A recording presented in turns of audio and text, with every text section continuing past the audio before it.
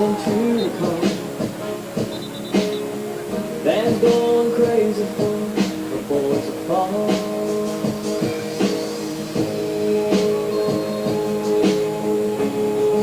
Okay.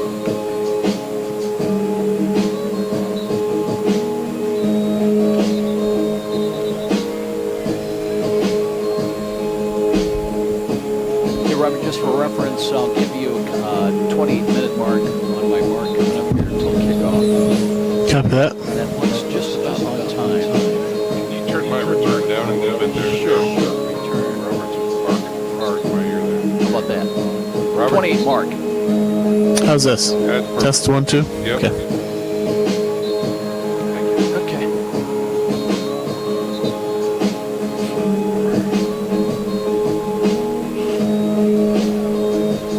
Turning faces, stars and stripes, it's fighting back through both lines, it's calling in the air, alright, yes sir, we want the ball. I believe it's trying to lighten up. Knocking heads and talking trash, it's slipping Not a bad down the dirty grass, it's a guy Yes, you can see a number 6 out there throwing the ball. I don't Bill said it's a concussion thing. Oh, okay. and you gotta slow. Well, I see Engel over there. It's number 15. He's listed as a second. He's number 2. Just throw it in that direction.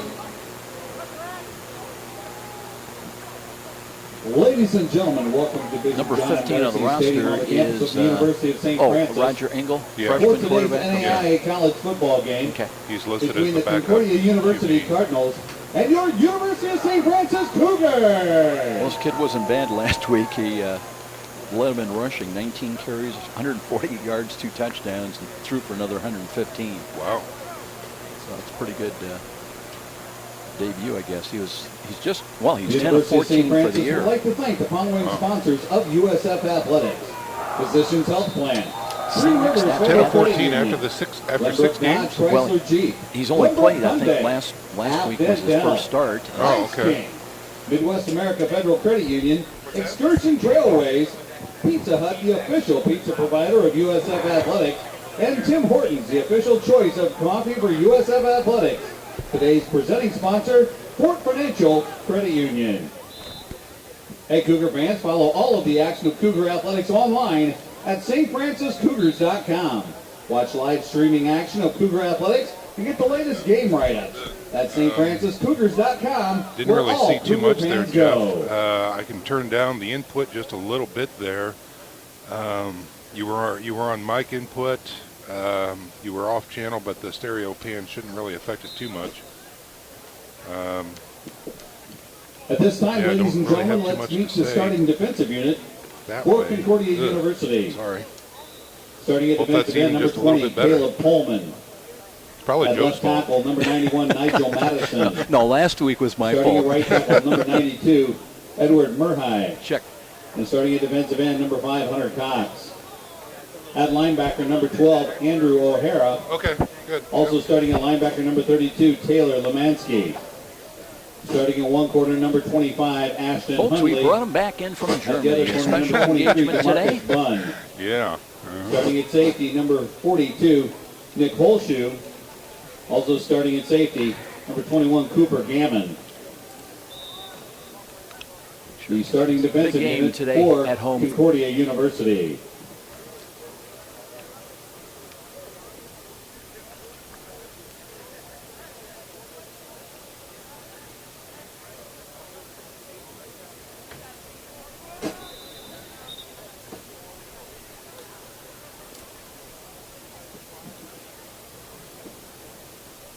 And at this time, let's meet the starting offensive unit for your University of St. Francis Cougars. Starting at left tackle, number 75, Alex Woods. At left guard, 73, Gus Hancock. Starting at center, number 66, Brian Gegner. At right guard, number 63, Zach Minardo. Starting at right tackle, number 76, Keegan Bruner. Starting at wide receiver, 84, Cam Smith. Also a wide receiver, number 11, Seth Coate. Also wide receiver, 21, Cody Appenzeller. Starting at running back, number 37, Aaron Harris. And starting at quarterback for your University of St. Francis Cougars, number 13, Nick Ferrer. The starting offensive unit for your University of St. Francis Cougars. That's funny, that girl sportscaster on Wayne that works with Marini. Yeah. She cannot get Nick's name right. It's Furr. And she comes out to the media luncheons too. So she's Is that there. right? Yeah. So she hears it. Yeah.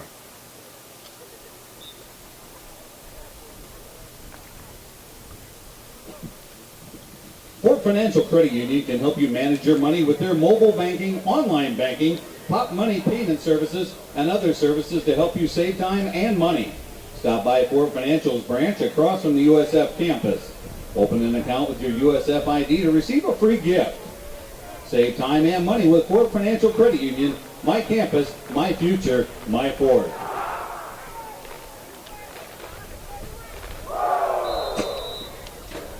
Fans, be sure to visit our food vendors during today's game.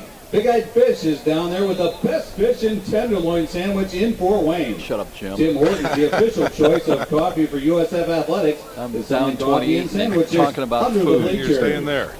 By golly. Midwest America Federal Credit Cardinals Union do has been have serving 16 Northeast sacks. They Indiana had for more 3 than against St. X last 75 week, years. so they get after it. Visit them online at midwestamerica.org Each of the two and find linebackers out why had a your sack. next bank should be a credit union. O'Hara and Lemansky. They got 13 interceptions too, so Wow. got to take care of the ball. One of the safeties had 18 tackles last week against St. X. Also a pick, Nick Holshoe. Wow, that doesn't That's a lot of tackles. say much for your D line. No, it doesn't, I guess.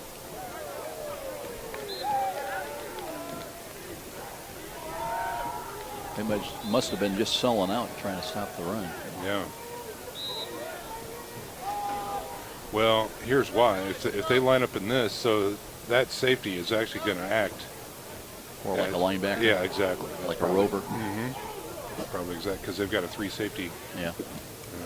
cover 3. So Cougar fans, you can always catch every minute of Cougar football action this season on Redeemer Radio 106.3 Hey, you got the right FM. frequency. yeah.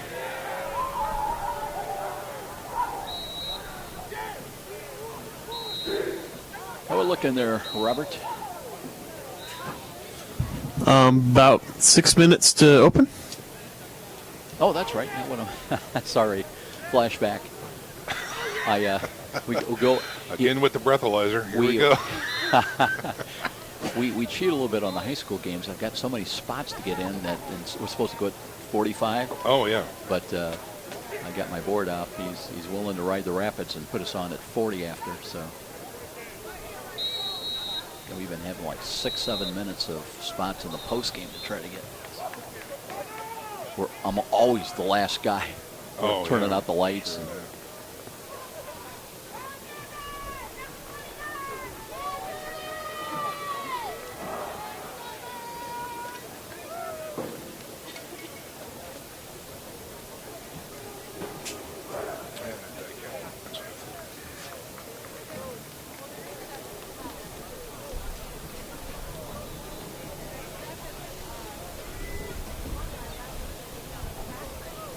Five minutes to open.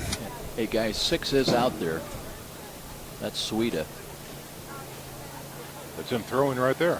See, near side of the 4 Yeah, guys. near side of the 35 so right there. I would think that if he's dressed, he's an ready to go. option. Yeah. But they won with the other kid, so I'm sure he'll start today. Baylor.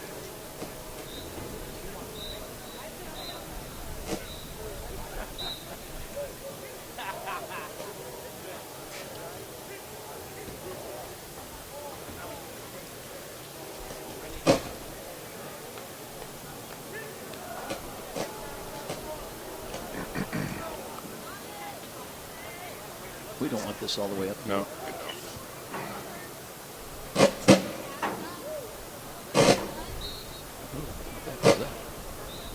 Oh, that's a Not lovely, us. It's our lovely PA system. Yeah. Shorting out. Mm-hmm. It's like a bad sci-fi experiment going on down there. That's exactly right. Flashback to some of those Frankenstein movies with the electrode. Yeah.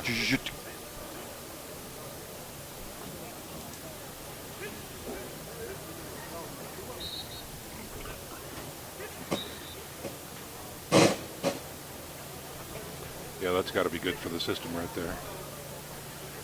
Here comes the old 11:42 right on time.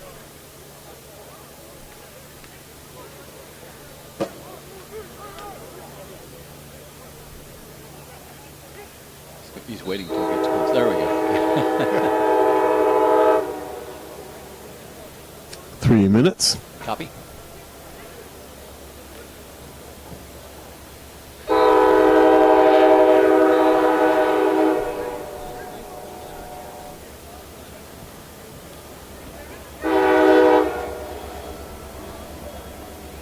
Shorty.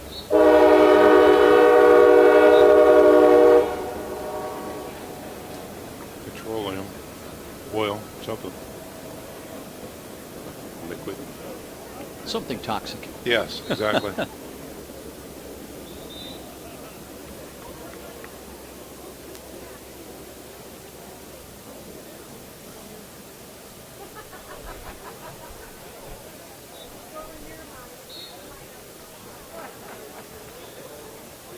See the running back, number 9 down there. This little workout.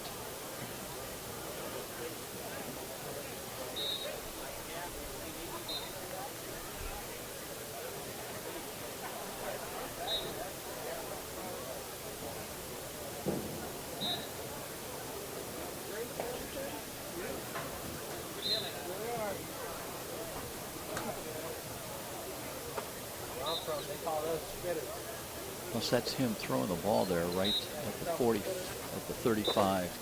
He's got his jersey rolled up where you can't really read the number. Yeah, I see him. I think that might be him.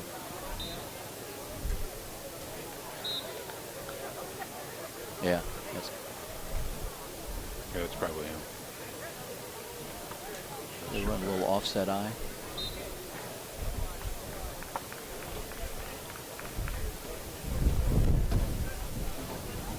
Looks like a read option as well. Open in 1 minute. Copy. Okay.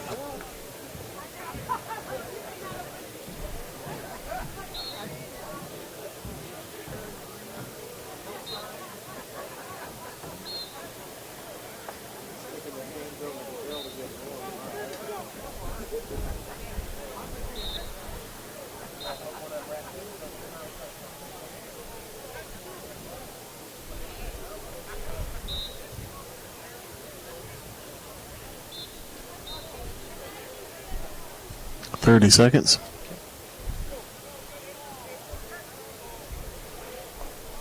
Looks like recruiting day too.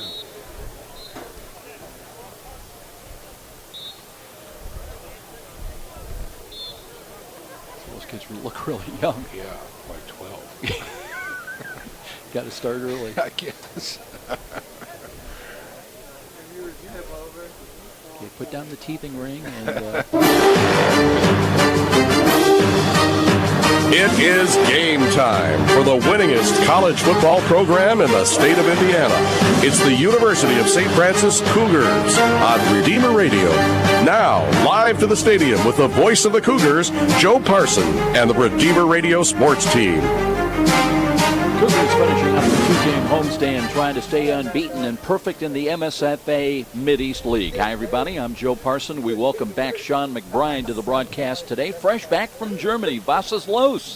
Guten Tag, mein Herr. USF still perfect, 6-0, now ranked number 7 in the nation after sweeping past Siena Heights 49-25 at Darcy Stadium 1 week ago. And one big factor last week's victory, Sean, a quick start by USF, which put 2 touchdowns on the board in each of the first 2 quarters. St. Francis also getting ground support from freshman Tyrone Young, darting for 128 yards, 3 rushing touchdowns. And as you know from all year past... Ladies and gentlemen, experience watching football at all levels. You know, when a team is able to run the ball, it really sets up things for the passing game. Well, that's exactly right. And when you look at the numbers from last week for Ferrer, 11 of 25 for 225 yards and 2 TDs. They are going to need that run support today to really make that defense play solid, no cheating whatsoever, and get that passing game going. And they're going to need it today.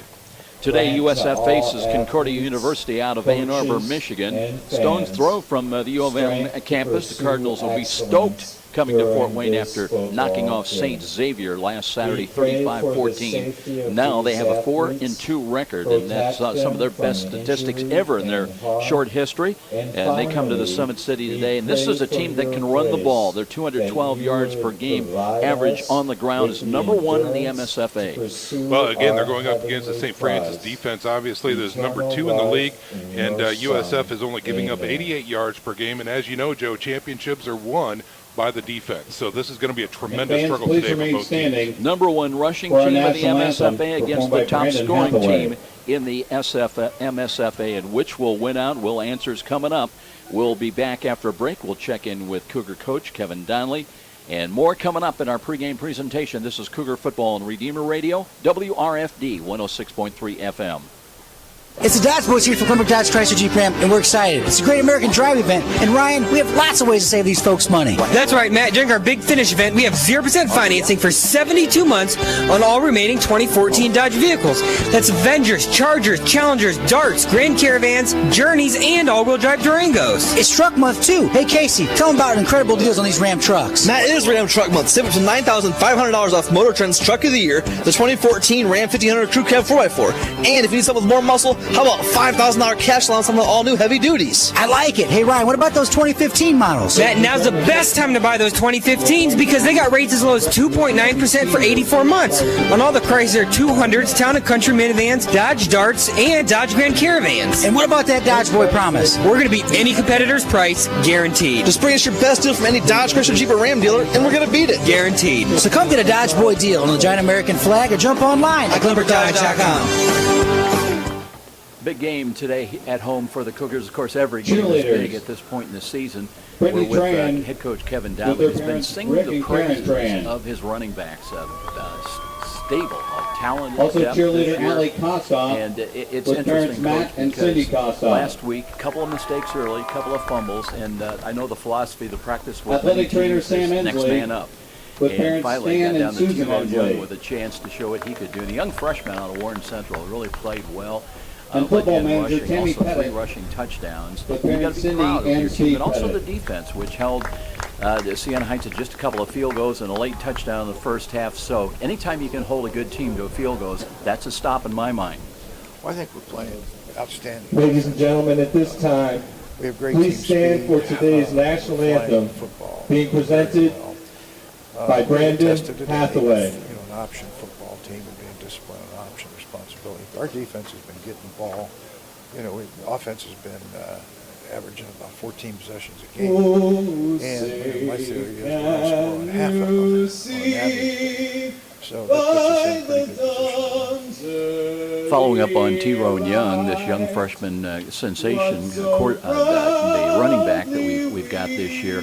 Yeah, I was trying to picture in my mind's eye who he kind of resembled from years past with Cougar running backs and that slashing, darting style of running. And when we were talking earlier, you mentioned Mike Lito, but there's a big difference with Tyrone Young and Mike Lito. Well, Mike had great vision.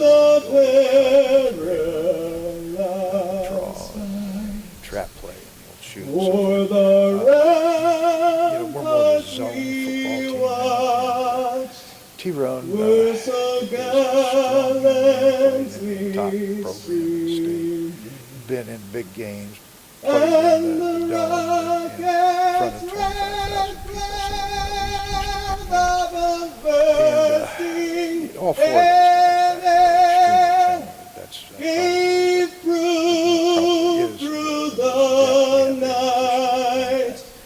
That's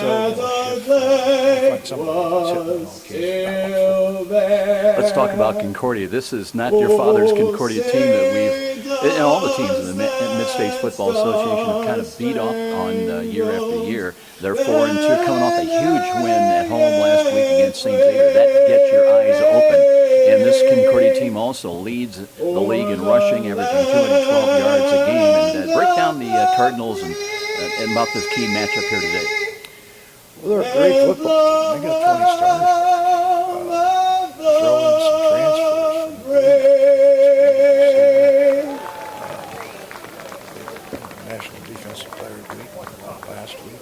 Playing good team defense. They do a lot of things defensively to keep you off balance and confusion. Seems like they don't make mistakes. And, they're a real deal. They're a good football team. Head Coach Kevin Donnelly with his pregame comments, talking about the matchup here today and the assignment against the Concordia University Cardinals out of Ann Arbor, Michigan, who come in at 4-2. They're also undefeated in the Mid-East League, and that's all important. 1-0 in that category as far as the Cougars, ranked number 7 this week, move up a couple of spots. They're unbeaten at 6-0, 4-0 in the Mid-East League under Kevin Donnelly, the first and only coach that the Cougars have ever known in his 18th year. A year ago, the Cougars were 6-5. They finished 4-2 in third place in the Mid-East League. As far as Lonnie Prees, he's in his third year as head coach at Concordia. He's also the athletic director. And they are 4-2, as we mentioned. Overall, they are 3-0, unbeaten on the road. And again, another statistic that really gets your eye. A year ago, they were just 3-8 overall. They did not win a game in the Mid-East League. So already, having won one game and 1-0 in the Mid-East League, they've accomplished much more than they ever accomplished, I believe, ever in their history. As far as the series, USF is a perfect 4-0 against USF. They won in Ann Arbor last year on November the 1st on a windswept day. And the Cougars built a 30-0 lead, and then they played everybody who was on the bus and ended up with a 30-14 victory. We're going to take another timeout. We'll be back with more. Our referee today is Randy Effner. We saw him earlier in the year. And Sean McBride will be down on the field as we get ready for the coin toss and meeting at midfield. Coming up on all that, and kickoff coming up in a matter of minutes. This is Cougar Football on Redeemer Radio, WRDF 106.3 FM. Whether you fly a plane through the clouds or bake cookies with your kids, we want to give you more time to do what you love. Hi, this is Lisa Stauffer from First Federal Bank. Our checking accounts with online and mobile banking options let you do just that. Whether you're in the air or on the ground, ask us how you can get up to $150 when you open a new checking account and take advantage of these banking options. First Federal Bank, better together. Member FDIC, Equal Housing Lender. Programming on Redeemer Radio is underwritten in part by Bob Busher Homes. Floor plan customization is what they specialize in. Find floor plans, building sites, and read Bob's story on the web at bobbusherhomes.com. Bob Busher Homes is locally owned with offices in Fort Wayne and Angola. For more information about new home building or remodeling, Bob Busher Homes can be reached at 260-490-3355. Welcome back, everybody. We're just ahead of kickoff, waiting for the meeting at midfield. I'm Joe Parsons. Sean McBride is back from his trip to Germany.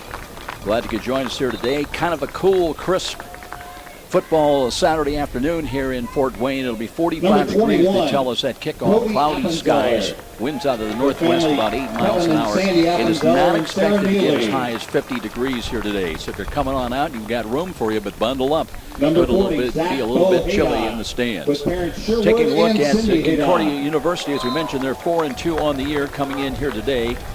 They may have shocked many to hear last week 35-14 win by the Cardinals over St. Xavier.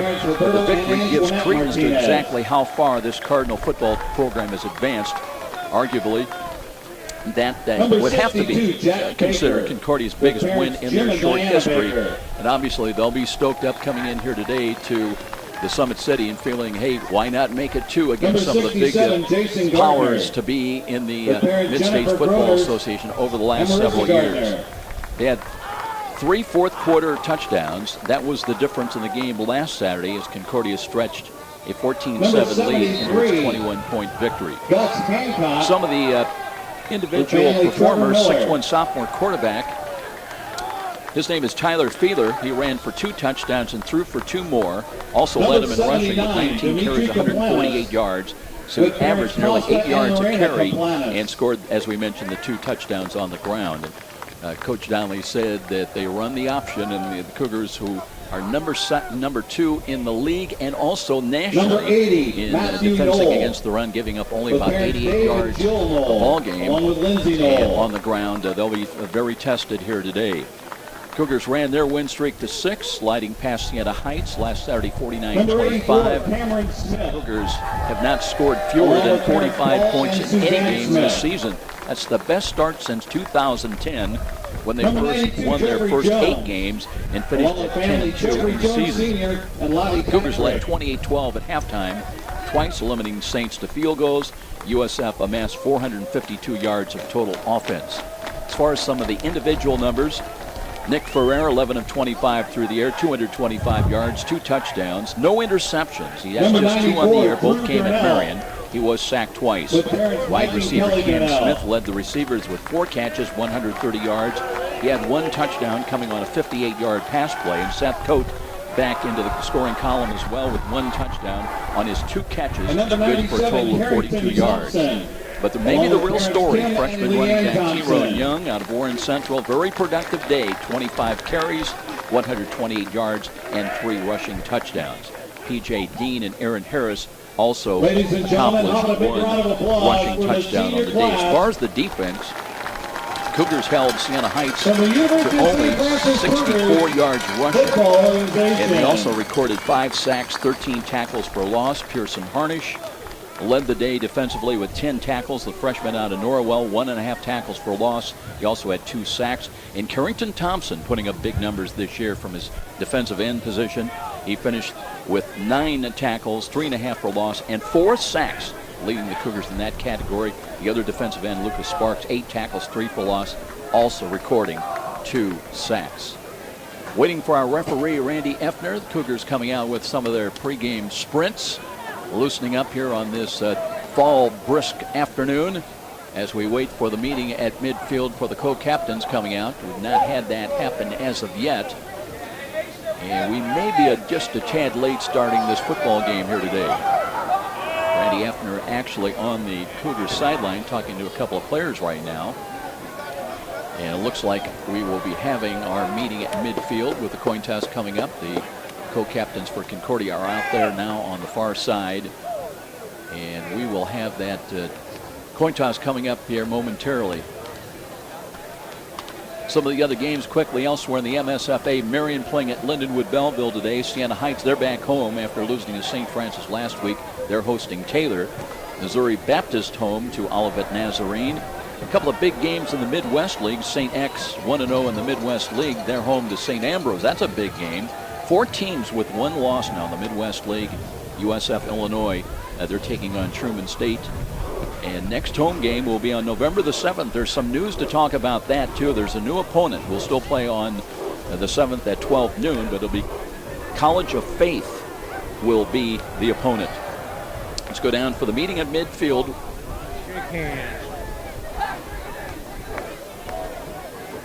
Randy Effner, our referee today. Player introductions. Welcome. Concordia, you are the visitors. You're going to call it. That is tails. That is heads. What did you call? You called heads. It is tails. Okay. You would like the receipt? Turn around, gentlemen. Concordia wins the toss, Joe. USF is elected to receive the ball. They will be defending the south end zone. Back up to you. And we'll be back with the kickoff. This is Cougar Football on Redeemer Radio, WRDF 106.3 FM. This is Jason Schiffley, principal of Bishop Bringer High School. Students enter our school as children and emerge as adults, prepared to go out into the world with the tools necessary to become citizens of 2 worlds. Our enriched curriculum focuses on academics, service to the community, and participation in extracurricular activities, all while building on the foundation of our Catholic faith. Tuffy, our saintly mascot, reminds us that we are all called to be saints. Call us at 260-496-4700 or visit us online at bishopbringer.com to find out how you can become a Dwenger saint. In the name of the Father, and of the Son, and of the Holy Spirit, amen. Let us pray. As we gather in your name, O Lord, there are so many things for which we are grateful, for you have created us in your image and likeness, and you have filled us with gifts and talents and abilities. We thank you for the gifts that you have bestowed upon these athletes, their coaches, their parents, and their supporters. We ask you to bless this contest in which we show forth the beauty of creation by using our talents wisely. Help us always to use them for your greater honor and glory in a spirit of fairness and competition, so that this game may truly be a way of bringing to the world an awareness of you, who are Lord, forever and ever. Amen. In the name of the Father, and of the Son, and of the Holy Spirit. Amen. Strap in and turn up the radio for hard-hitting, high-scoring USF Cougar football. Coach Kevin Donnelly joins Joe Parson and the Redeemer Radio sports team for one of the great traditions in Fort Wayne sports as we count down to the kickoff on Redeemer Radio. Well, you've joined us just in time as we get ready for the kickoff here to start things off. Concordia will kick away from left to right. Appenzeller and Charles Gaston are back deep in kick return. And here we go. Kick driving, fading to the far side. That will bounce out of bounds. It'll be a penalty. And the Cougars will have the option of taking at their own 35-yard line as we are underway, getting ready for the first snap from scrimmage to start this ball game. We mentioned St. Francis coming in ranked number 7. They're undefeated at 6-0, 4-0 in the Mid-East League. Cardinals under Lonnie Freeze are 4-2. They're 1-0 in the Mid-East League.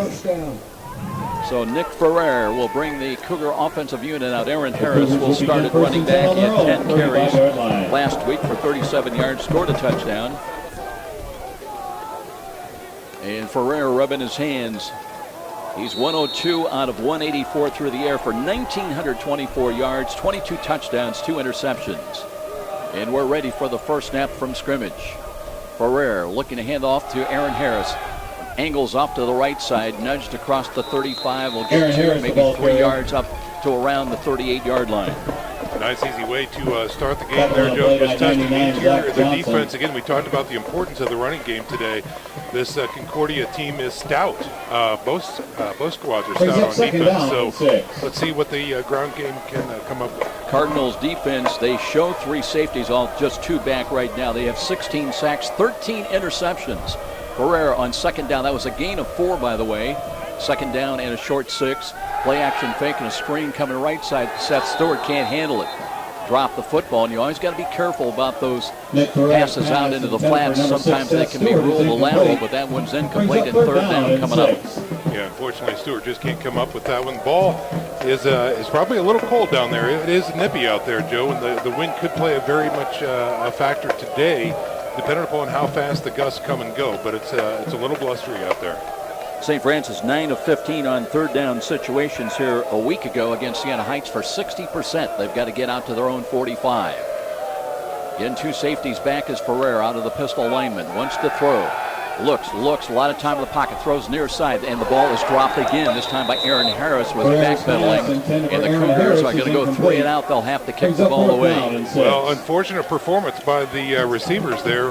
Again, as Coach Donnelly would say, we need receivers, not droppers. And unfortunately, too many drops, and they forced the 3 and out. Got to have some intensity, some focus on a game like this, a big matchup. So Spitnail will come on to punt the ball away. 3 punts last week against the Saints, averaged 38 yards a punt, had a long of 43.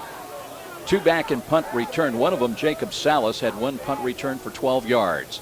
Here is a nice high, wobbly ball. Great hang time. That one, they're just going to let it bounce high into the air, and it's fielded inside the 20 at about the 17-yard line. So the Cardinals wanted nothing to do with that high, and boy, I tell you what, Spitnail just hit it a mile. That he did. He's going to be sorely missed when he leaves the program. Josh Spitnail, the stud out of Snyder High School, another good local recruit there, doing a fine job on special teams, and they've really they sparkled all year so far. The special teams for St. Francis doing a fine job.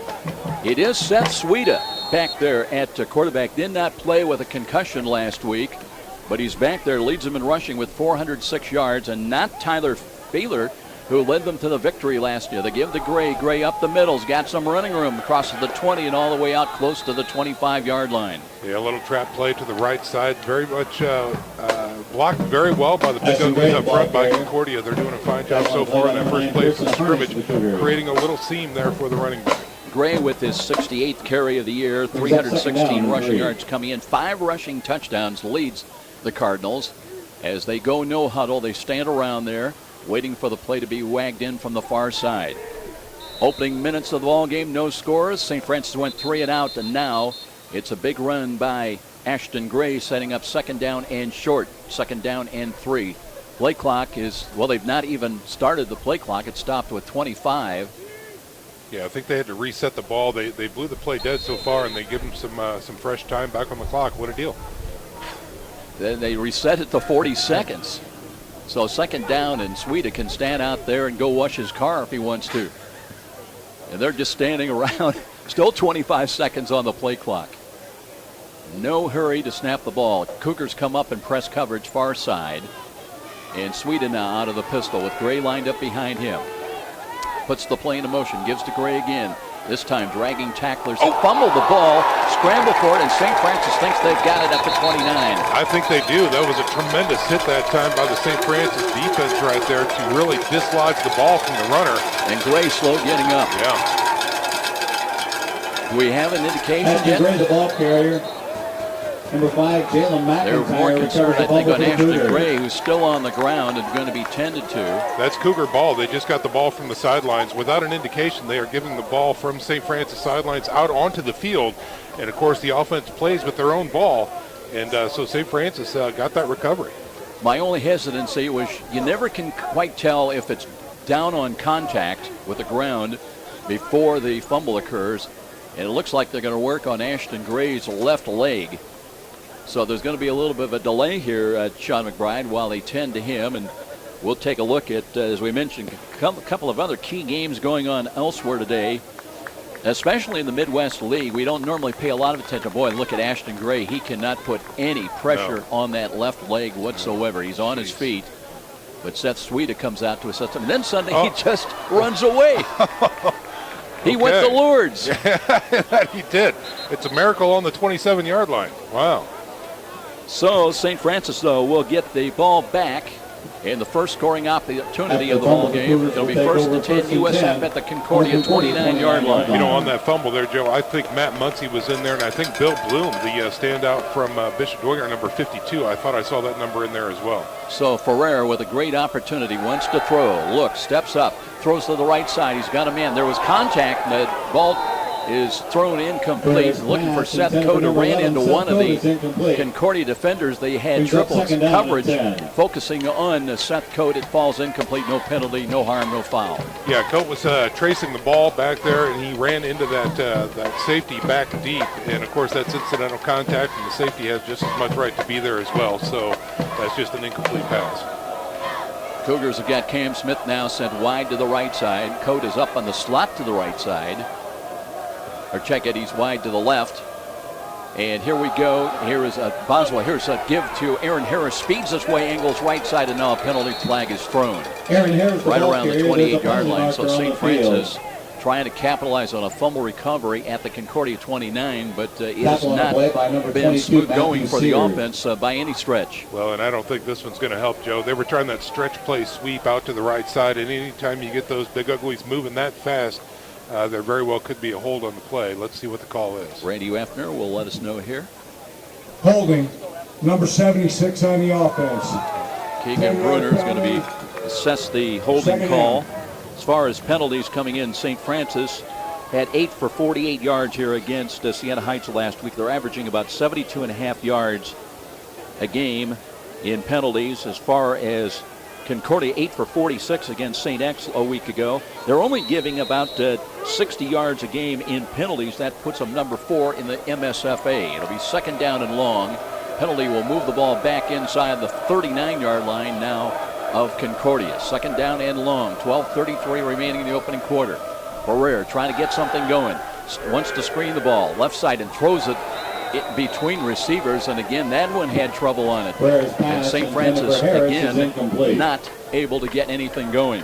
No, unfortunately, again, we talked about the stout defense on both sides of the ball here, and Concordia is really showing up, especially their secondary has done a fine job not giving Ferrer any really good looks against the talented receiver corps from St. Francis. So, again, another incomplete pass. Cardinals have 3 down linemen. They drop everybody back. They've got maybe 5 or 6. Now they show blitz defensive left side. Motion from right to left behind the line of scrimmage. Ferrer rolls to his right, buys time, taking a look, steps up, looks, throws over the middle. And this one is to nobody. Nobody's there. Wow. Just 4 uniforms of Concordia there at the 20-yard line. And again, Coach Dowler's got to be very disappointed with the lack of execution by his offensive unit now in 2 series. Well, and again, this was an offensive drive created off of a turnover. And how do you win championships? It's by creating opportunities off of those turnovers. And unfortunately on this one, the Cougars come up empty. Cooper Gammons back one of the 2 punt returns. Looks like they'll have Salas back deep inside his own 10-yard line. And Spitnail, who hit it a ton, now trying to turn that ball over and does. Angling right side, that'll be fumbled away again. Loose ball. The Cougars, do they have it again? Scramble for it. We have no indication. It may have gone out of bounds somewhere around the 11 or 12-yard line, and I believe it'll be retained by Concordia, but they dodge a bullet once again. Spitnail doing a great job once again. Again, he got that opposite rotation on the ball on that punt. Beautiful job, and pins him back deep. So Concordia will have a tough road to hoe here as they take over at their own 11. As a result, the punt, we will see if Ashton Gray is able to continue. It looked like he was going to be really in some serious physical difficulty. And then all of a sudden, after he couldn't put any pressure on that leg at all, he just sped off the field. From one step to the next, Joe, it was just that fast. They're going to bring in Kyle Oakley, who had 7 carries last week, 29 yards, a sophomore, 5'9", 185. He will be the running back. And Sweet has got motion left to right behind the line of scrimmage. Wants to throw. Throws the fade down the left side. He's got a ball that's in and out of the hands, trying to go to Corey Turner. He is their big receiver. 23 catches coming in for over 300 yards. 4 receiving touchdowns. He's a 6'3" senior. Good pressure by the St. Francis defense there. That time they had 8 in the box. They're showing a 5-man front. At least they were on that particular play, as they might have been expecting a run, and it looks like they're going to load the box again. Nashawn Lewis has got the coverage on Turner. That'll be a big matchup all day long.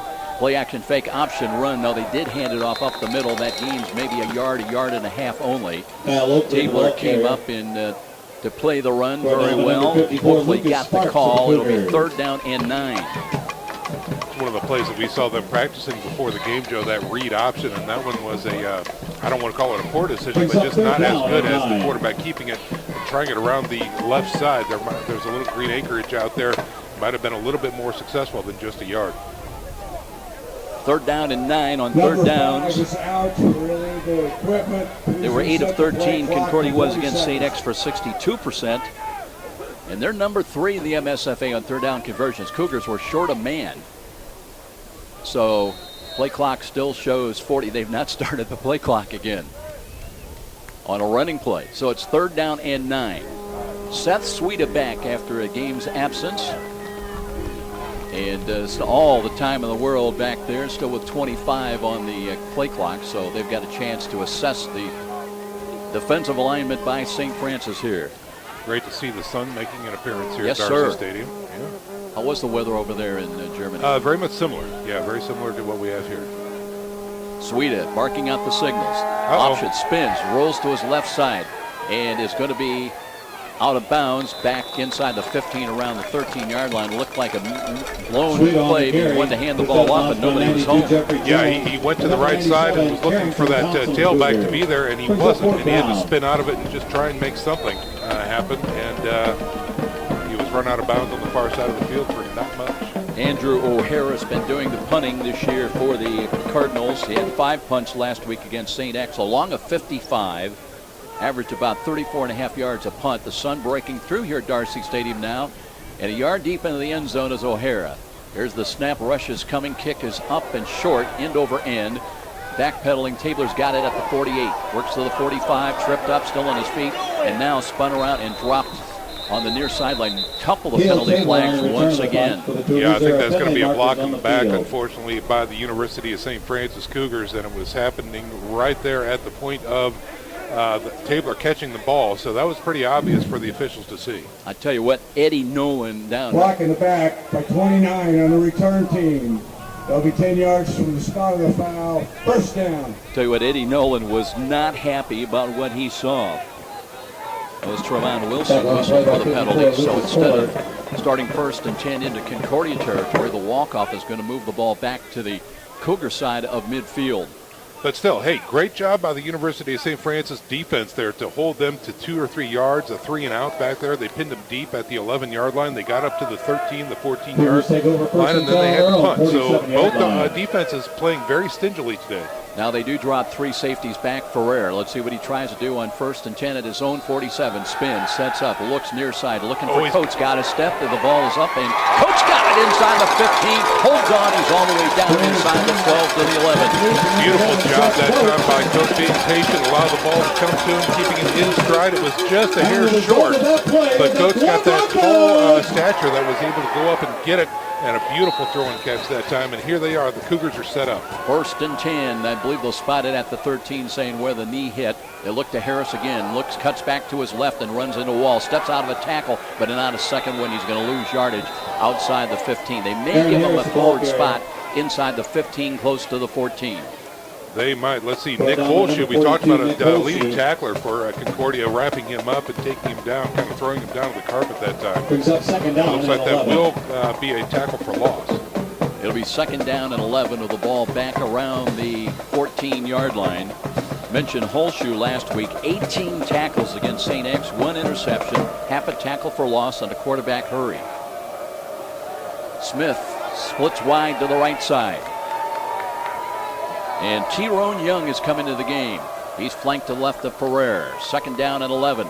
Here Ferrer being pressured, steps up, is hit from behind and sacked back around the 18-yard line. So they were coming in force to the left side, and one of the linebackers got to him. Sacked by number 5, Hunter Cox. Hunter Cox is credited with the sack. 3rd down and 15. Yeah, Big Bull Rush, the junior defensive lineman, 6'1", 245, just manhandled the offensive lineman, got in there and created some pressure and got the sack.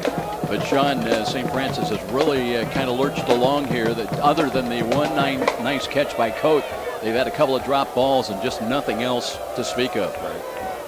Ferrer out of the shotgun formation now. Motion right to left, Appenzeller. And here's Ferrer, looks, throws to the fade quarter. He's got a man out there. It's Cam Smith, can't find the handle. That ball sailing a little bit wide of where Cam Smith was. And now it'll be 4th down, and we would expect to see perhaps Ryan Nix coming on to try to get points on the board, maybe.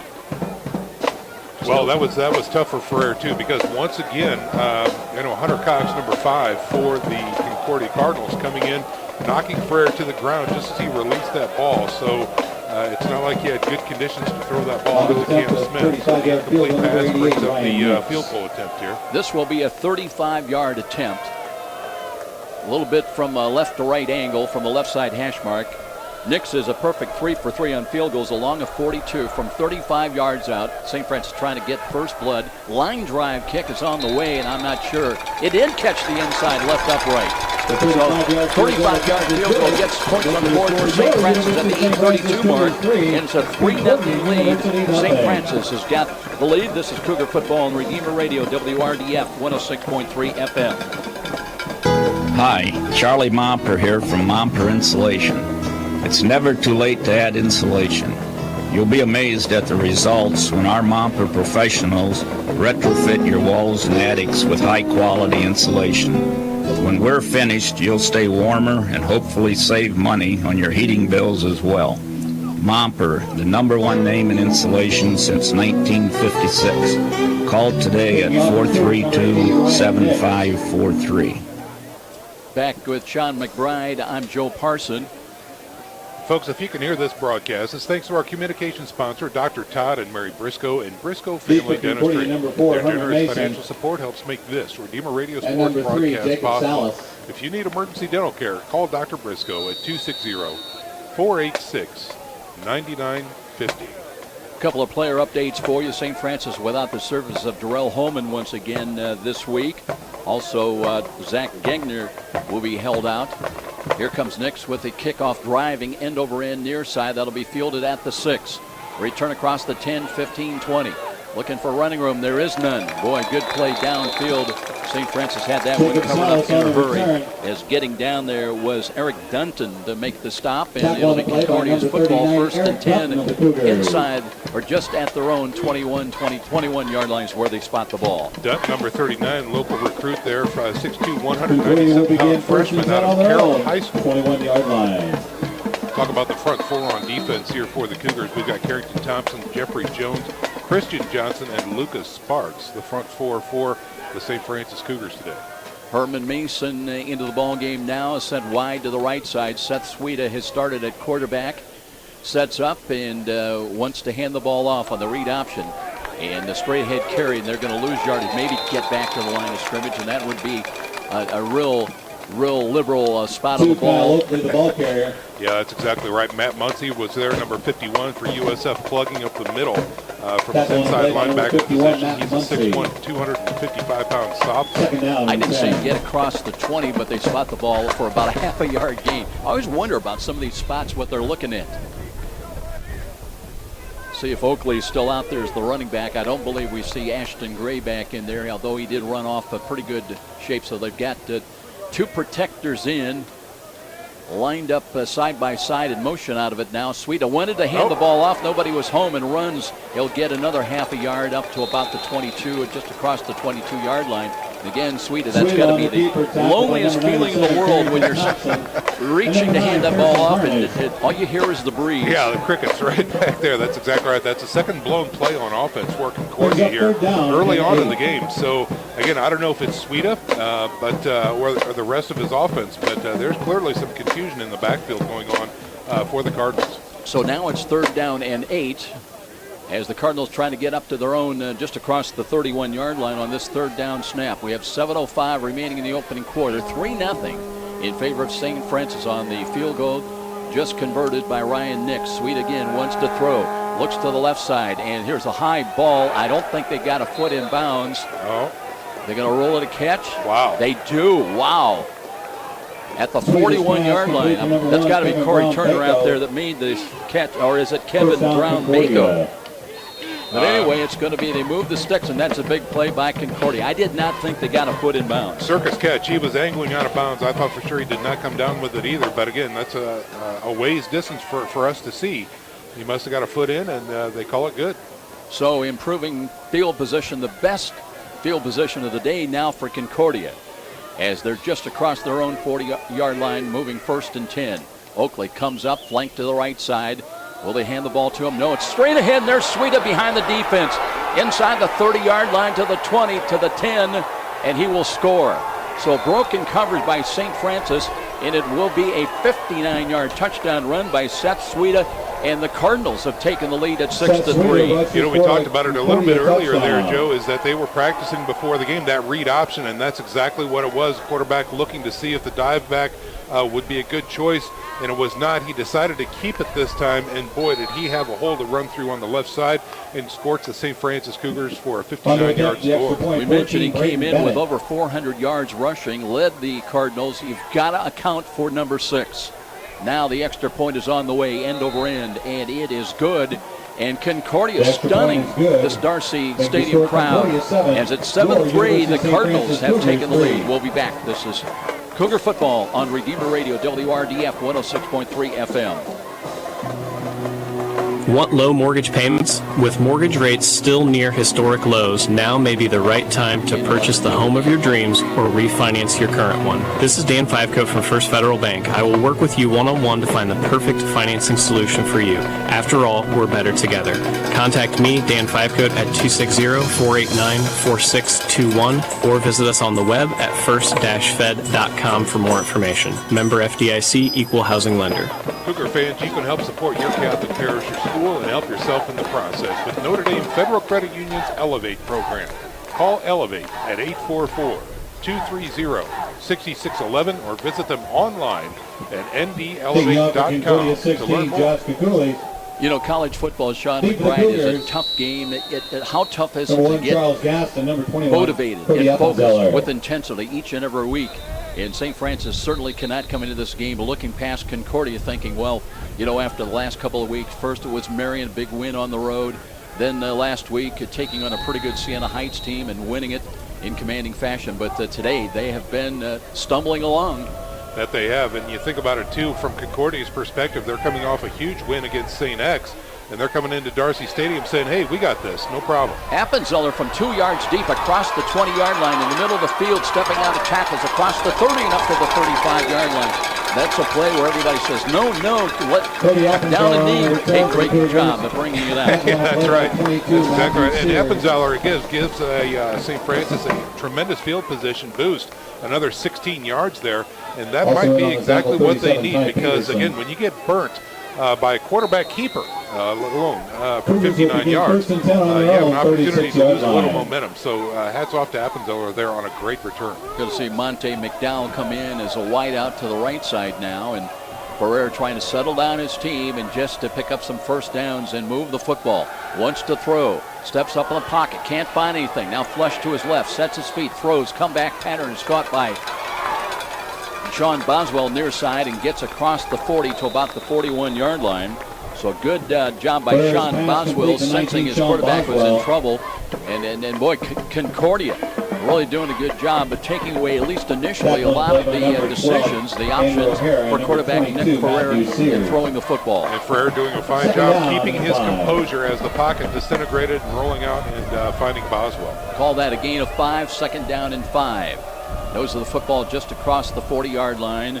Brian Gegner ready to snap the ball. Here's a run. There's Tyrone Young and trying to drag tacklers up short of midfield. Got across the 46. They'll mark the ball right at the 46. They'll bring up and that's close to take a look. And what are we going to have here? They do say it's enough yardage at the 47. It'll be 1st and 10 St. Francis. Nice little run that time. Little counter through the middle. He starts left and goes back right through the middle, and it will be enough for a first down. And that's exactly the kind of yardage and plays they need to just march down the field and keep Concordia's offense off the field. If you're just joining us, 7-3 is our score. Concordia on the long run by Sweda. Here's the throw, the little out pattern. That's run and caught by Sept. He's got a first down for St. Francis. Now into Concordia territory at about the 43. Just a little hitch, go out 10, turn around, and I'll hit you. And that's exactly what happened. So they break into Concordia territory. And the offense seems to be moving at this point, Joe. They're finding their rhythm at this point. I would guess that the coaches have gotten their attention, especially after that long run to give Concordia the lead. 1st and 10 now, a couple of yards deep into Concordia territory at the 4:42 mark. They'll run Young, starts the left side and runs to the 40 to 35 inside the 40-yard line and bumped out of bounds. And a good adjustment by Tyrone Young. It was designed to go between guard and tackle. The hole was not there, and he bounced outside for a big gain. Well, unfortunately, you called it beautifully. You're exactly right there. Unfortunately, there's some dirty laundry on the floor, on the ground near the 36-yard line. And again, you would expect against St. Francis. Blocking back. Number 75 on the offense. 10-yard penalty from the spot of the foul. Still one. Alex Woods is going to be penalized. Called out for that penalty, so that'll wipe out the gain again. That would have given him another first down by Tyrone Young. And it'll move the ball back to the Cardinal 46-yard line. It'll be first down, let's call it 13. Going to really congratulate Seth Coate, the wide receiver on the short side over here, staying with his block. Again, you never know as a wide receiver. You're kind of out there on an island. You don't know what the running back's going to do, even if it is a design play to go inside. There, Tyrone bounced it out to the outside. Coate was still on his man and allowed him to get an extra 5 yards, but it's all for naught with the penalty. Cougars just coming up the line of scrimmage, 3 on the play clock. They get it underway. Here's Ferrer, looks, throws again, far as he can for Monte McDowell, looking for the ball. He's got it and dropped it. Inside the 5 at the 3. McDowell's been making some nice catches this year. Had it initially, but could not wrap up on it. Well, very disappointing there because he did find a step late in the play against that defensive back. There was a little bit of separation, and the ball hit him in the hand. So really, boy, a disappointing attempt that time. Concordia safeties talking amongst themselves. Nick Holshoe was not happy about the coverage by his teammates. So second down and long with the ball at the 46-yard line of Concordia. Cardinals lead at 7-3. They'll run the ball. Tyrone Young's got a blocker in front and angles left side, fighting for extra yardage. Bumped out of bounds at around the 40-yard line here on the near sidelines. On the carry. There's got to be a little bit of comfort there if you are behind Zach Minardo, the offensive lineman right there. He checks in at 6'3", 311 pounds out of Mooresville, Indiana. And that would feel good to run behind him. Yeah, pave the road and get out of the way. 3rd down and 7, though. St. Francis trying to reach the 33-yard line on this snap now. 2 wide to the right, Cote wide to the left side. And here's Ferrer looking to throw again. Steps up, looking, dancing, throws a tough pass. That one is caught. Cote going down to one knee. And at the 25-yard line, 3rd and long, the Cougars convert. They'll have another first down inside the 25-yard line. Tremendous execution on all levels right there. The pocket remained, and Ferrer was able to step up into it nicely, get himself a nice little bubble, and he found Cote only where he could actually catch the ball. So a fine job on all aspects of that play. Winding down to 3 minutes time remaining in the opening quarter. The Cougars coming from behind are trying to. Short drop throw left side. Cote is there, steps out of bounds at around the 15-yard line. Clearly the coaches have found something on this left side or right side of the defense for Concordia. And Cote is kind of having his way out here with the Ashton Huntley is that corner, and they're playing off of him now. They're going to bring Holshoe over as well. But here's Aaron Harris back in. Starts left, back pedals to the 10. So he's going to pick up close to 5 yards. And boy, a lot of late pushing and shoving going on. Alex Woods got involved with now everybody that brought a flag threw in. Wow. Penalty markers on the field. Those flags came in after the play was blown dead. And a lot of pointing going on by the St. Francis Cougars. This one might be against Concordia. Let's see what the call is. Randy Effner is our referee.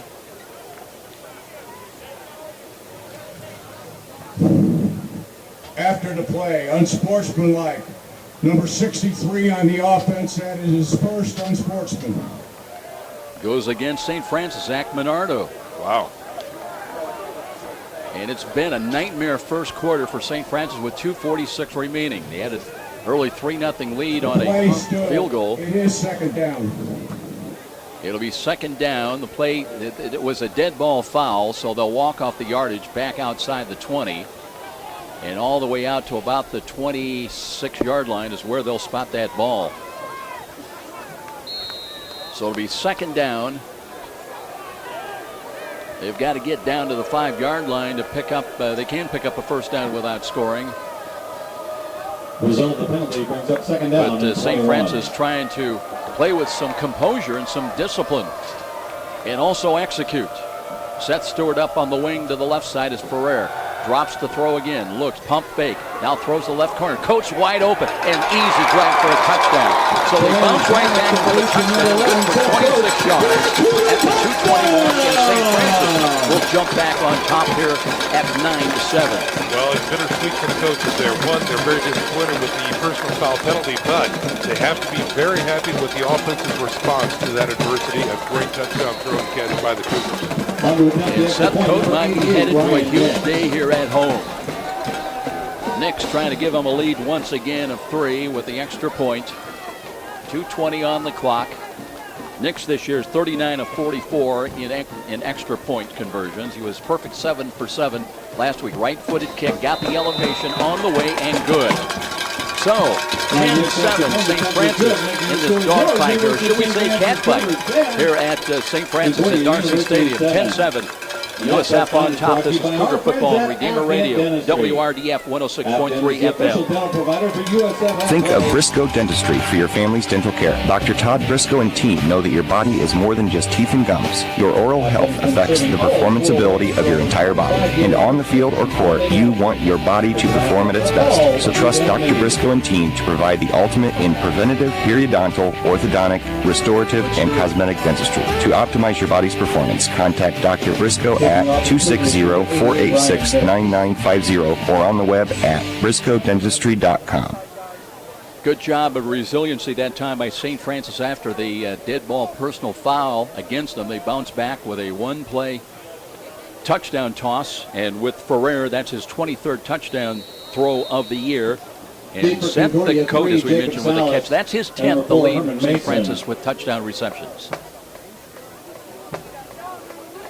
Nix now will tee it up. He'll kick it away from right to left.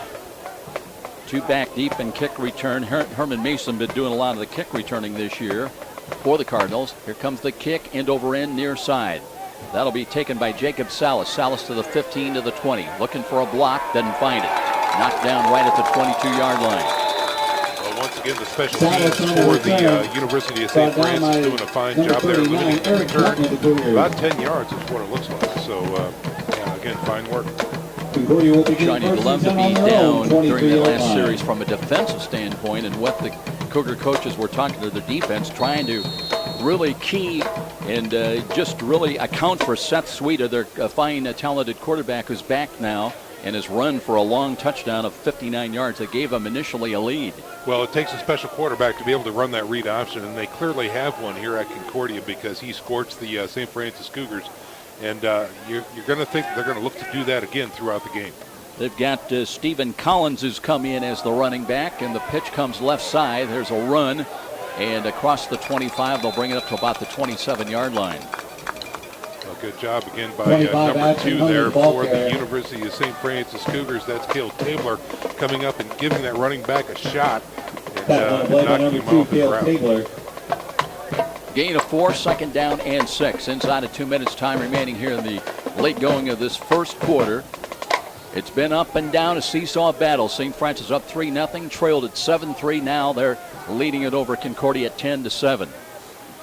Sweet again standing around. Play clock is at 11.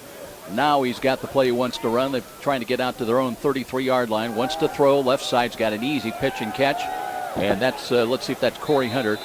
He's at the first down stick, and they'll give him a good fork spot up across the 35-yard line, and they'll move the chains. Yeah, quick little slant right there. The defensive backs were playing off, so no real pressure to complete that pass. And it was a quick strike, and they moved the chains. McIntyre, number 9.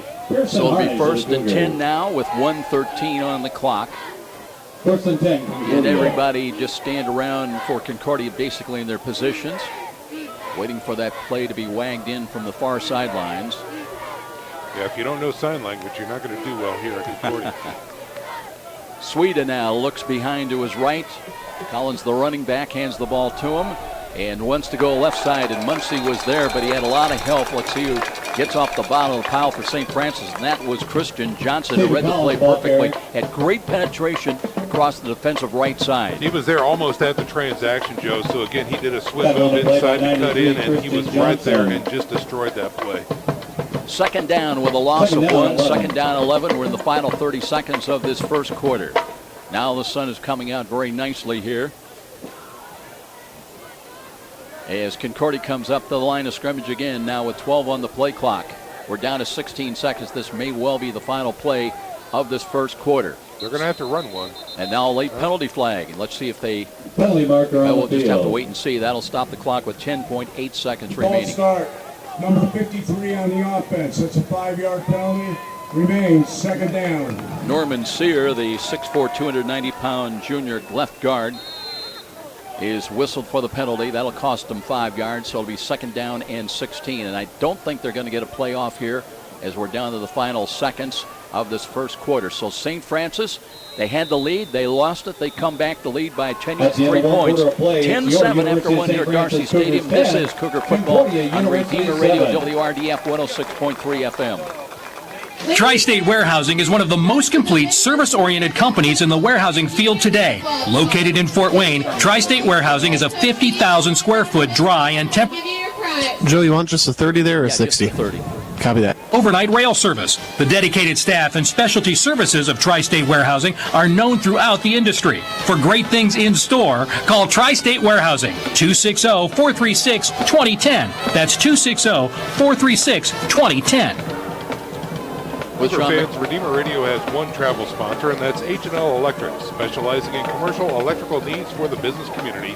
H&L Electric can handle the smallest to the largest of projects for your business. Call Pete Henry at 260-357-0123. That's H&L Electric at 357-0123. With John McBride, I'm Joe Parson back at Darcy Stadium. You know that Cougars, Sean, have been averaging over 53 points a ball game. Number 1 in the Mid-States Football Association, number 3 nationally. But this Concordia team has been giving up only 20 points a ball game over their 4-2 record. That puts them number 3 in scoring defense, and the feeling was that St. Francis might have a hard time reaching the lofty numbers, points on the board that they've had. And boy, Jeffrey Jones jumping up and down, made a nice play, stops it for a yard gain. It'll be third down and very long. Well, and you look at this University of St. Francis defense on the field right now, coming up as they are the number 2 defense in the league as well. They're coming out to play a game here. You know, really looking at this 10-7 score, these defenses are really controlling both the tempo and the tone of this entire game. Lee Stewart now checks in at one of the safety position for St. Francis, and Jalen McIntyre is out there on the corner as well. Third down and 14. As Sweda barking out the numbers. Play action fake, and the rush is on, and he ducked under it. Now he's got running room. To the 30, throws late, and has got a big catch in the middle of the field by Corey Hunter. And that's Wilmer Cole made a shoestring a tackle right at midfield. But let's see, there is a penalty flag against Concordia back at their own 25, holding the call. Didn't see who shot in there from the defensive left side. Thought he had a sure sack on Sweda. Sweda goes 6'2", a sophomore, and was able to duck under it. Yeah, I think that might have been Pearson Harnish, as a matter of fact, coming in on the blitz on the outside. And unfortunately for Cougar fans, that quarterback, boy, he was wily. He turned and ducked right at the last minute in order to get out and break free and make that beautiful pass across midfield. But again, hey, a penalty against the Concordia Cardinals here. So St. Francis, again, moves the ball backwards. And let's see where they mark this. Yeah, Concordia players were moving up. Now the penalty moves the ball back to their inside their own, nose of the football inside their own 21. So it'll be third down. They've got to get out to their own 46-yard line. That was a big penalty. As here's Sweda under pressure, throws the ball up and wide, incomplete.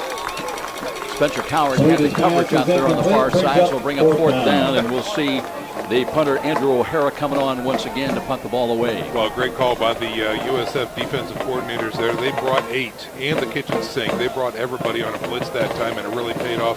Quarterback recognized it and just threw that ball out to the right side with a prayer along with it, and no good. O'Hara's got a long punt of 59 yards this year. Is averaging just under 37 yards a punt. He waits for the snap back at his own 5. Good delivery, not much of a rush. High, short kick, wobbly ball. Fair catch is called. Fingertip catch by Sean Boswell at the 49 of Concordia. So St. Francis obviously very good field position and trying to capitalize and maybe stretch out a little bit what is now a tenuous lead at 10-7. Well, again, great field position here. Great job by the defense to pin Concordia back, make them punt. It was a short punt, and now they've got 49 yards to go to get pay dirt. Maybe they can increase this 10-7 lead to 17-7. Let's see what happens here. Appenzeller and Cote into the game, split wide to the left. That's the wide side of the field. Cougars work from the right side hash mark now.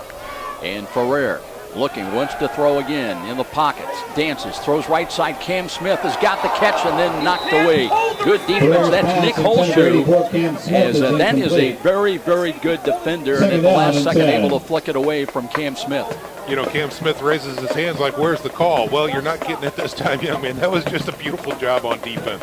That's all there was to it. The Holshoe was right there, played it beautifully, and that's just an incomplete pass. Unfortunate because Cam had a step too. Yes. But Ferrer just, I'm not going to say he underthrew the ball, but he could have had a little bit more to it.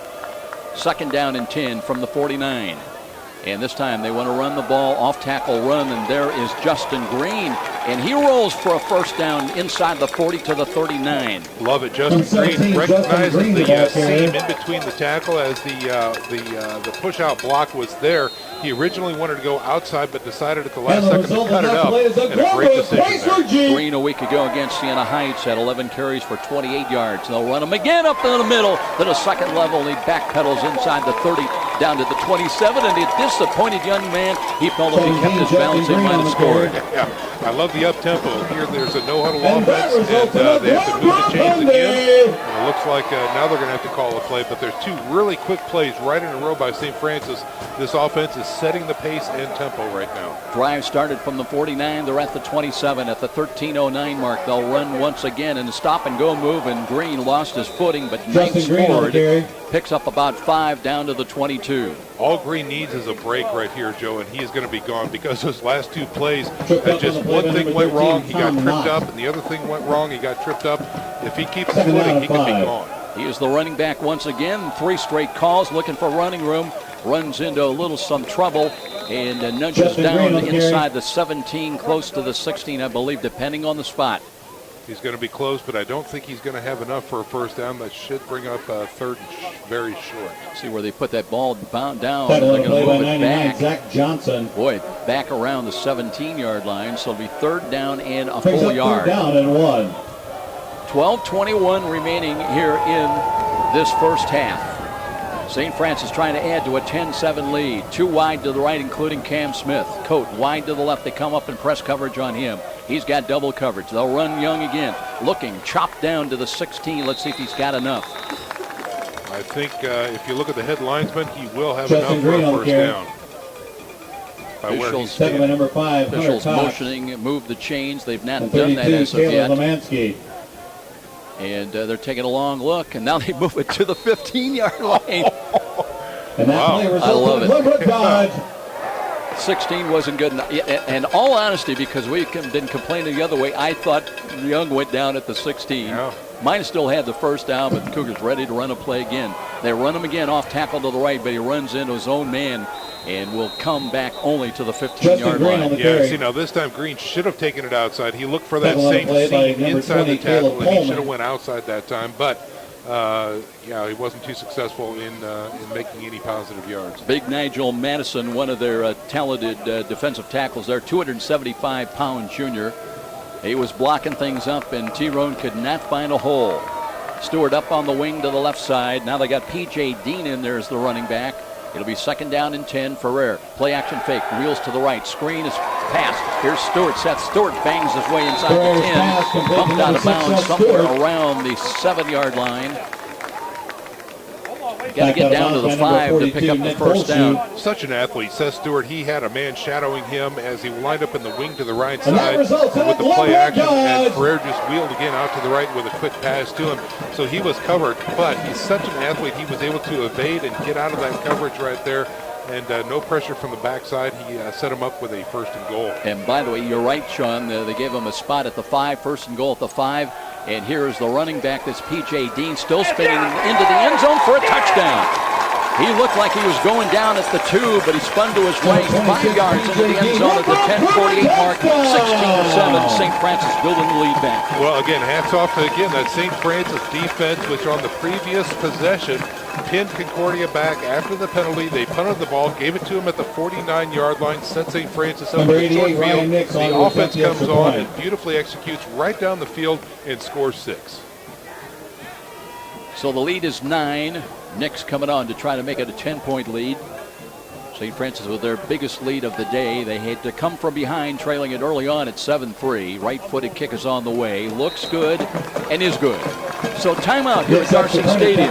Impressive drive starting at the 49 after the short kick. And the Cougars up by 10. Cougar football on Redeemer Radio, WRDF 106.3 FM. Are you looking for an orthopedic specialist? Ortho Northeast has been serving the community for over 50 years with offices in 3 convenient locations. Look for the location nearest you. Dr. John Pritchard is a board-certified orthopedic surgeon with 20 years of experience with OME and can assist you with the best treatment plan for your knee or shoulder pain. Dr. John Pritchard is looking forward to meeting you and helping with all orthopedic needs. Call Dr. Pritchard at 260-484-8551 or visit the web at www.orthone.com.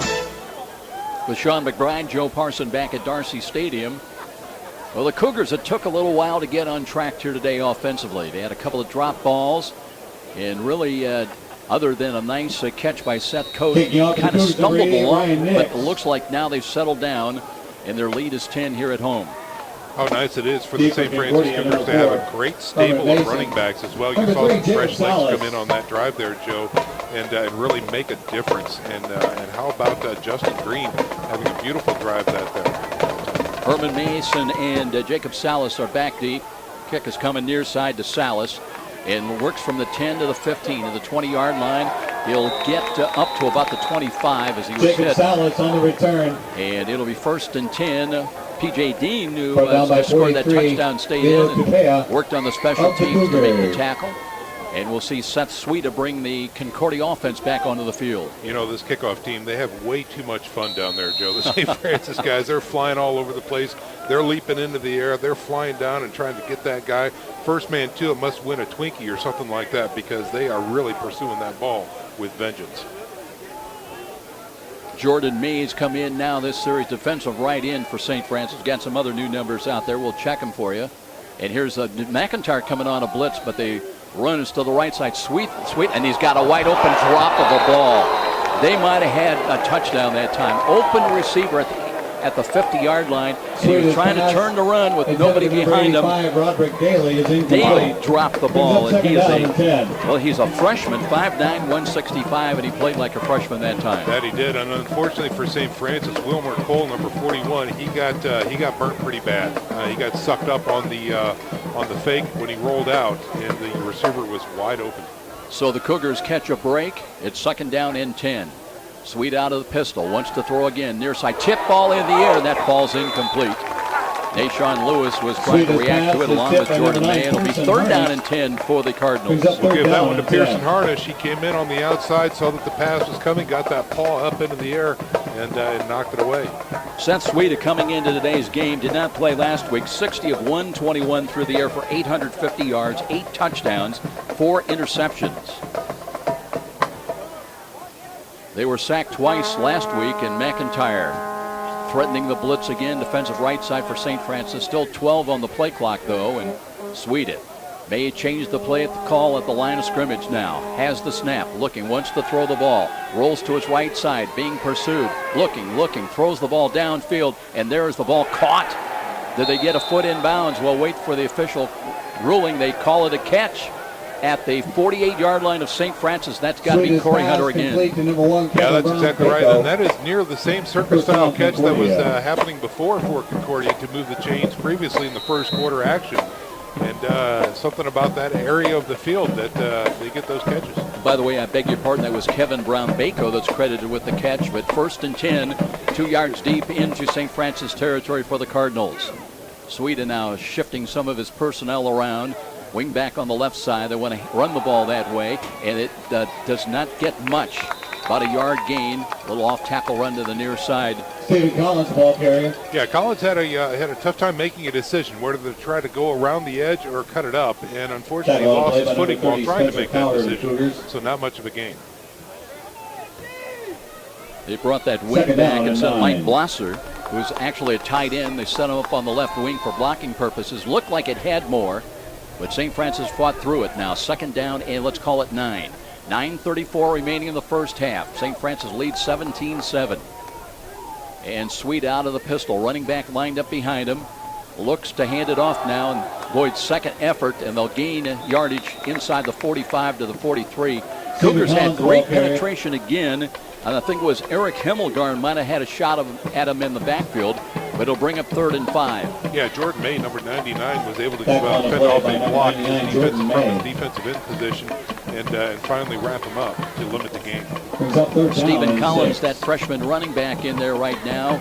Ashton Gray started today, but got banged up. We thought it was serious. Then he sprinted off the field, but we've not seen him back in the backfield so far.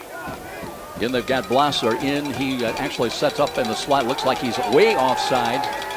And here is Sweet, who steps up and steps out of a tackle and then is drilled back around midfield. Cougars slowed him up. And then they got some help. Penetration that time is coming through for St. Francis to make that play. It was Cameron Shackelford. Yeah, Shackelford doing a fine job along with his teammates there. Really just blowing that up. The initial hit was fantastic. He was able to spin out of it. As soon as he got his bearings again, here come the rest of the Cougars. O'Hara on once again to punt the ball. They'll wait back his own 35-yard line. Boswell and Tabler normally are the punt returners. Clock running. It'll run inside of 8 minutes before this kick of the football. O'Hara, snap is to him. The rush is coming, got it away. Wobbly ball, fair catch. Tabler over his shoulder catches, got it inside the Cougar 20, back around the 17, 18-yard line.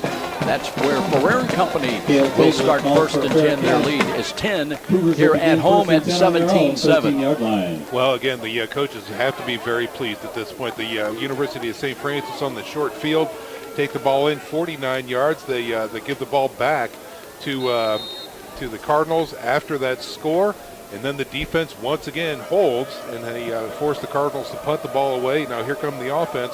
They've got a much longer field to work with, but let's see what they can do here on this drive. Sean, they always talk about you've got to be resilient. You're going to have ups and downs in any college game. Here's Ferrer looking, a lot of time in the pocket, flush to his right, and has Boswell, and then he dropped the ball. That's about the third or fourth drop already today. Yeah, that's exactly right. Very unfortunate. You know, when we look at that first quarter numbers right here, we can see passing. Nick Ferrer went 6 for 13 attempts and only 6 catches. So a lot of drops that we've seen so far, and those were just first quarter numbers, Joe. Second down and 10. Cougars moving from left to right. They're at their own 18-yard line. Second down and 10. Blitz coming defensive left side as Ferrer wants to run the ball. They were going to run that way into the blitz as turning is Tyrone Young and did not find much. Maybe fights his way up close to the 20-yard line, but it'll bring up a third down and long call, 3rd and 8. Yeah, the blitzing linebacker was able to get into the backfield and trip him up initially, so that stopped the initial drive for St. Francis. So that by the time he got to the line of scrimmage, there was no steam behind that run. Well, you'd like to see them recognize at times, and depending where the play clock is, to change up the play call when they see the blitz coming. Now it's 3rd down and 8. St. Francis trying to get out to their own 28-yard line on this snap. Just over 7 minutes remaining in the first half. Ferrer with 2 wide to the left side. The wide side of the field looks left. Looking, LaRush is coming. The ball deflected. It's caught, though, by St. Francis. Not much there. Boswell took a hit. Across the 25 to the 26. He'll be short of the first down stick by about 2 yards. Looks like St. Francis might go 3 and out here as the 4th down is coming up. And you're right, Joe. Boswell, as he got the deflected ball into his hands, got hit and spun around. So he's not going to be able to move the ball forward. That's going to leave him just shy of the first down. Concordia, good job of flying to the football after Boswell on that deflected ball came up with it. And Spitnail now hoping to get all of this one. Kicking from left to right. 2 back and punt return, including Salas. They wait inside the Concordia 30-yard line. Spitnail, no rush, nice spiral ball. And Salas rotating back to his own 25. And looking is wrapped up. He'll fight up to the 35. And it'll look for a moment like the ball might have popped free, but it did not. And Concordia will have offensive possession once again with 6:07 remaining in this first half, down 10 on the road to number 7 ranked St. Francis.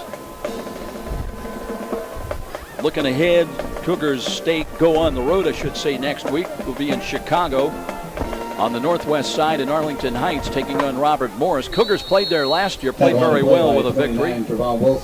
And that'll be a 2 o'clock Fort Wayne kickoff with our pregame on Redeemer Radio starting at 1:45. As far as the Cardinals, they're going to stay in Indiana. They'll play next Saturday down at Taylor University. Sweet has gone all the way at quarterback, looking on a sweep and hands the ball off. Salas turns the corner, crosses the 35 on the jet sweep to the right side, and he'll have a gain out to about the 37-yard line. You know what we're seeing here, too, maybe a slight adjustment by the Concordia coaching staff to try and find the edges. We don't see too many runs through the middle, as Concordia really has had a tough time trying to break through there. And I think they might be working on setting up, again, that read option with the quarterback on the edges. And you know they'd love to get the ball into the hands of Corey Turner. Now they'll flip-flop Blosser tight to the left side, motion right to left behind the line of scrimmage. And here's the read option, the bubble screen coming near side. That's Turner with the ball, bounces off a tackle at the 40. He's got a first down up around his own 45-yard line. Complete to number 19, Corey Turner. Corey Turner with 23 catches coming in. Had just 1 catch last week in the win over St. Xavier, but was good for 30 yards and a touchdown. And he is a threat every time they can get the ball to him. Yeah, and that time he was able to fight that screen up and get enough for a first down close to the 44-yard line. Wilmer Cole, the freshman, has not played as a freshman. He's got the coverage, 6'2" freshman at the left cornerback. Now the Cougars drop 3 back Three back in coverage as here is Seth Sweda, hands the ball up the middle. And it'll be a run up to about the 47, maybe close to the 48-yard line. Kyle Oakley gets the call in relief of Ashton Gray. Well, 4 or 5 yards through the middle that time, and tackle on a play by 51, that's Matt interesting Muncy. as Concordia has been testing the edges so far on this drive. That was the first one through the middle, and it seems to be successful. You can do a lot on 2nd and 5 here. Oakley is not coming out of the ball game, but they're going to split him wide to the right side. So there are 2 protectors in. They drop Blosser back one of those. And Sweda now with protectors either side. It'll be 2nd down and 5. Motion right to left. And here is Sweda. And they step up on him, and they've got him trapped for a sack back to the 40-yard line, and he took a big hit. Cougars had 3 players converging on different angles on him. Number 54, Lucas Sparks. Lucas Sparks is credited, but Carrington Thompson was closing from the other side. Yeah, that's exactly right. He had no chance whatsoever. The protection completely disintegrated, and the University of St. Francis big men up front really made him pay for that one. 3rd down and 13 as Concordia tries to reach the St. Francis 46-yard line. Play clock or game clock inside 3.5 minutes time remaining now. Play clock is inside of 10. And they're still trying to get the play called in. We're down to 5. We're down to 4. Sweda with 3, with 2, with 1. They get it underway. Drops the throw, being pursued again. Rolls to his right. Harnish chases. He throws on the run and threw it away. Nobody home that time looking for Turner. He was in the vicinity, but it'll be 4th down. So after 1 first down, they'll have to bring on O'Hara to punt that ball away again. Well, beautiful job by Carrington Thompson that time, flushing in from the pocket. Pearson Harnish giving some backside pressure that time, and their quarterback just had to launch it into the stratosphere, and that brings up a 4th down and punting situation for Concordia. Boswell and Tabler back in punt return at the USF 30-yard line. O'Hara waits for the snap at his own 25. St. Francis hoping for a 3-minute drill here, not trying to add to their 17-7 lead. Kick is a good one. Tabler backpedals. Putting it forwards, flexing their muscles. Again, St. Francis on their last drive went 3 and out. And Concordia on their previous drive right there accounted for 1 first down and then had to punt. Billings got it at his 22. Starts left. 25 looking for running room and dives across the 30 up to about the 31-yard line. Tabler on the return. Well, again, both of these defenses putting it forwards, flexing their muscles. Again, St. Francis on their last drive went 3 and out. And Concordia on their previous drive right there accounted for 1 first down and then had to punt. So let's see what the offense can do here for the men in the silver helmets. John, I tell you what, some of the Cougar defensive coaches appreciating what they saw their defensive team do. They're coming out on the field and doing those chest bumps, those hip bumps, and they get into it just like the kids do. Some of them are mostly still kids. Yeah, that's exactly. They're doing stuff you and I wouldn't do, Joe. Ferrer from the left side hash mark. Spin, sets up, looking to throw long. He's got Cam Smith, and he can't find the handle. The ball sailed that time inside the 25. That would have been 6. We've seen that throughout the year, too. Going deep to Cam Smith, always a deep threat, and typically it pays off. And that time, just off of the fingertips of Cam Smith. And you're right, Joe, the ball did sail that time on the quarterback as he had the wind behind him. So Ferrer doing a fine job getting it out there, but unfortunately they just couldn't connect. Cam Smith walks by Coach D and says, I was open. Yes, that's right. Boy, he pumped fist. He knew he had 6 points on that one. 2nd down and 10. Ferrer now with 2 wide to the right side. Screens the ball left side. Here's Tyrone Young. Gets by one. Sideline run. He's to midfield. He's behind the defense and then finally pushed out of bounds. Touchdown saving tackle that time by Cooper Gammon. Look at the second gear he's got right there. Boy, as soon as he hit that sideline, he got his ballet shoes on and tiptoed down that sideline. And boy, they made him pay. Let's see. They say they're going to mark him out. Yeah, he stepped out of bounds back at his own just inside the 40-yard line. He'll still gain 7. But he would have been all the way inside the 45 at Concordia. 2:38 on the clock, and it's moving. Both teams with a full complement of 3 timeouts. Ferrer taking a look.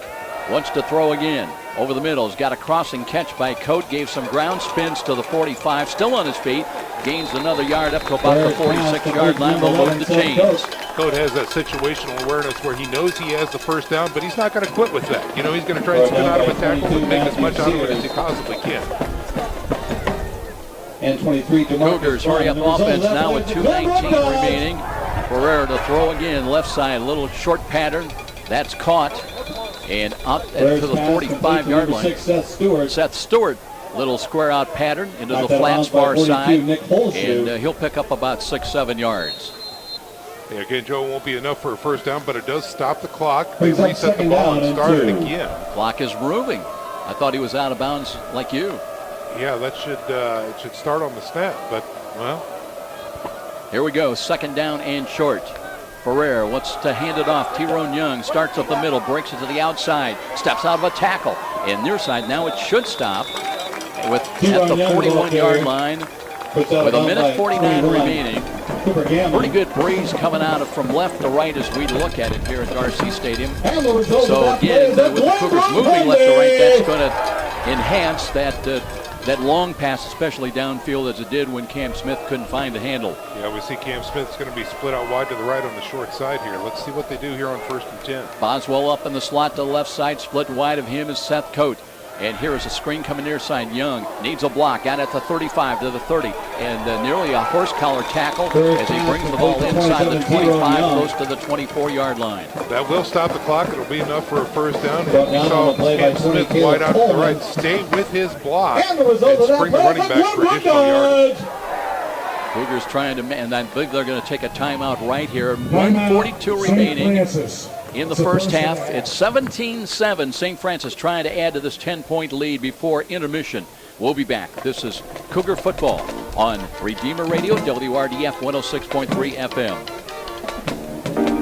Looking to finance your education, a new car, your first home? Whatever your next big move is, Three Rivers can help. Three Rivers believes that everyone has the power to achieve financial success, and that's why we provide our community with the tools, guidance, and services needed to make it happen. So, what's next on your bucket list? Start your relationship with Three Rivers today so you can reach your goals tomorrow.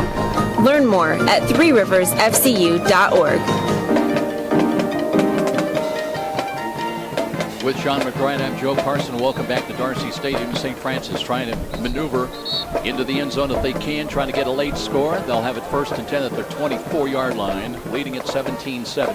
Quick footnote on the November 7th home game. Redemption College out of Virginia was originally on the schedule, but they discovered they don't have a football team. So it was going to be an open date, and instead it'll be College of Faith coming in out of Arkansas. There still will be a home football game on the 7th, but the opponent will change. Play action fake.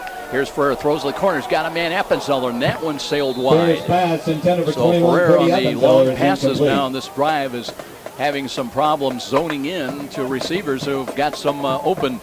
Yeah, Appenzeller had a 2-yard bubble around him right there, so he was open, flying out to that far side corner.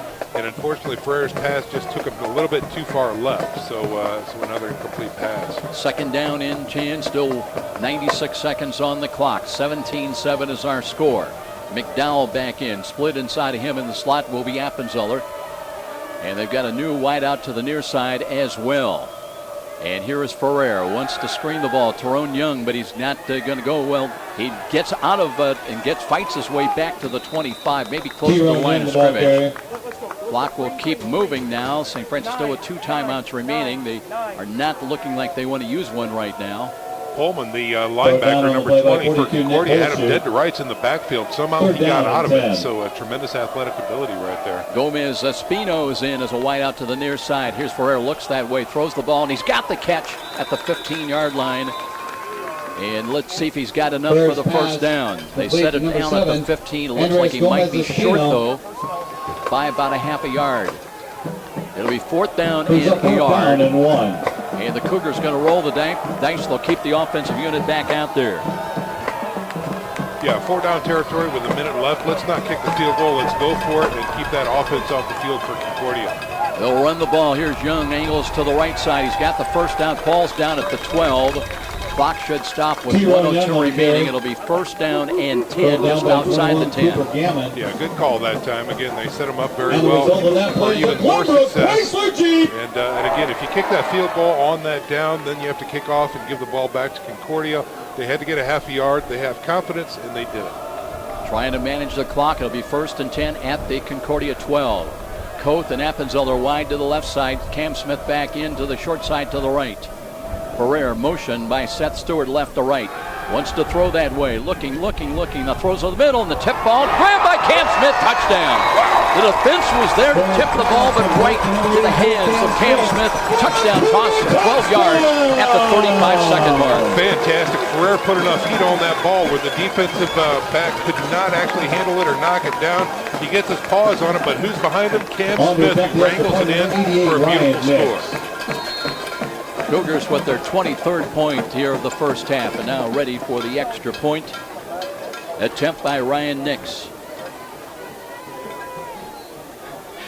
23-7 crowd getting into it here. As the hold is good by Jarzab, and let's check the kick. It's on the way, and it's good. 24-7, so good clock management by USF, and they drive into the end zone on that tip ball, but right to the hands of the sure-handed Cam Smith to make it 24-7. We'll step out. This is Cougar football on Redeemer Radio, WRDF 106.3 FM. He has counted to infinity twice. He once set a land speed record on a surfboard. Bruce Springsteen calls him the boss. He is the most fascinating man alive. I don't always buy diamonds, but when I do, I prefer Peter Franklin Jewelers. Stay sparkly, my friends. Love that commercial. It was Sean McBride, Joe Parson back at Darcy Stadium, and a great job. And you know, that's not the easiest job in the world on a deflected ball. You're kind of, as a receiver, moving one way. Sometimes the ball deflects another way, and Cam Smith stayed with it and made the catch. Well, again, yeah, tremendous focus, tremendous concentration, and really at the bigger picture there, I love the idea, Joe, of going for it on 4th and short there. Again, there was a minute, 2 seconds left. Don't kick the field goal, settle for 3, and give the ball back to Concordia. Let's go for 7. And they did that successfully. Short pooch kick coming up near side. That'll be caught at the 25. And a run to the right side across the 30 to the 32-yard line. So coming up one of the up people, that was James Lalonde. Return on the play by number 17, James Lalonde. And it'll be 1st and 10 with 31 seconds remaining. Concordia's got all 3 of their timeouts. They'll have it 1st and 10 at their own 34-yard line. Well, again, we've seen throughout this entire first half the defense setting the tone here for the University of St. Francis, and they need to have a nice big stop right here. This is probably going to be the longest 30 seconds of this game. Looking at the deep coverage unit, Wilmer Cole, although he's going to come up in press coverage along with McIntyre on the corners. They're going to drop 3 safeties back, including Tabler and Spencer Cower, I believe, is back there. Sweda wants to throw. Check it, they got a new quarterback in there now. Oakley makes the catch across the 40-yard line. Yeah, they're going to give them the underneath stuff all day as far as that goes, but they're going to limit the deep threat. Again, you talked about it, Joe. They've got 3 men back deep. The penalty marker on the field. Pearson Harnish was in pursuit of the man out of the backfield in the flats left side. Holding. Number 76. Holding the call against Concordia, so now that'll back them up. By the way, Seth Sweda is still in there at quarterback. Thought I caught a different number in there. Maybe Tyler Fiedler, who really engineered them to a victory over St. Xavier. And, you know, a lot of people would say that is a huge upset victory. But we've not seen him so far today. Clock down to 25.6 seconds remaining. Penalty's going to move the ball back to the Cardinal 24-yard line. It'll be 1st down and long. They've got to get out to their own 44. Sweda out of the pistol alignment. Looking to Oakley. No, he calls his own number. Angles to the right. Got running room across the 30, up just short of the 35-yard line. Number 6, Seth Sweda on the keeper. You can just tell by the bobbing and weaving of Seth Sweda, he's a threat. If he can find a little bit of running room, he's a threat to go to the house. Yeah, but with that run, they called it good for this half. They're not going to do anything else right here as the clock's going to run out. Yeah. They're not even going to get another playoff. They're headed to the dressing room.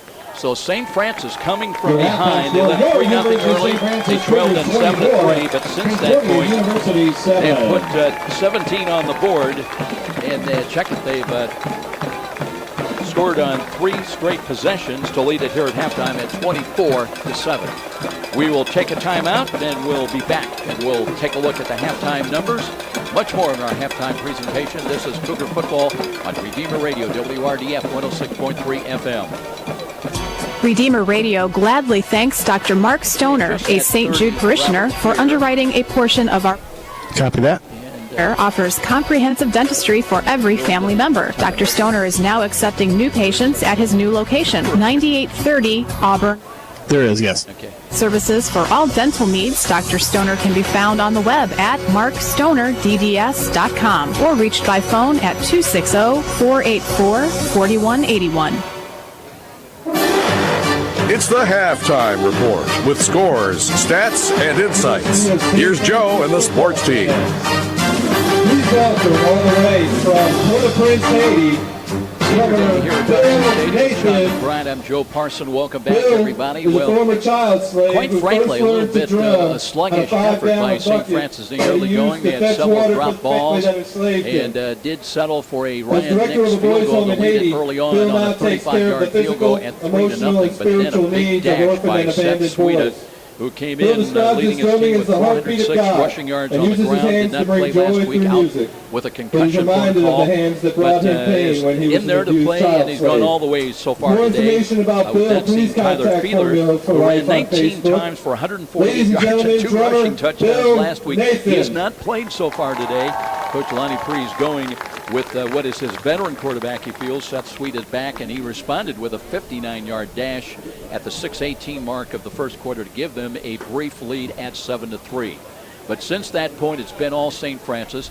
26-yard touchdown pass, Ferrer to Seth Cote, beautiful on the left sidelines. Ball hung up just a little bit. Seth Cote, though, with that 6'3" frame, able to leap up and grab it and get into the end zone for the go-ahead score to make it 10-7 after Nix knocked through the extra point. Then P.J. Dean with a 5-yard touchdown run. Really nifty move, Sean, as he was spinning his way, was first and goal in the end zone. Looked like he was going to go down at about the 2, but P.J. Dean, remember he fumbled the ball last week, but really atoned with a nice run into the end zone to make it 17-7. Well, we talked about this too, Joe, during that first half. What a blessing it is for St. Francis to have so many talented young men touching the ball, especially in the backfield and the running floor. They're all three of those guys doing a fantastic job back there and really posing a lot of different threats and looks up against Concordia. Then with the Cougars getting the ball at the bottom, virtually at midfield, and trying to run the 2-minute drill, they finally were able to get on 4th and 1, able to get a 12-yard touchdown pass on a tip ball from Ferrer to Cam Smith. Now the back line of the end zone with 35.9 seconds remaining. Nix has been perfect on extra points today, 3 for 3. He added, as we mentioned, the early on 35-yard field goal. He's a perfect 4 for 4 on the year, and St. Francis has got this 24-7 lead. But every team, we talked about it early, it's not going to be all just fun and cookies every game. And yes, St. Francis won 2 major assignments. First at Marion 2 weeks ago with that great fourth quarter come from behind effort. Then last week taking on a very good Siena Heights team.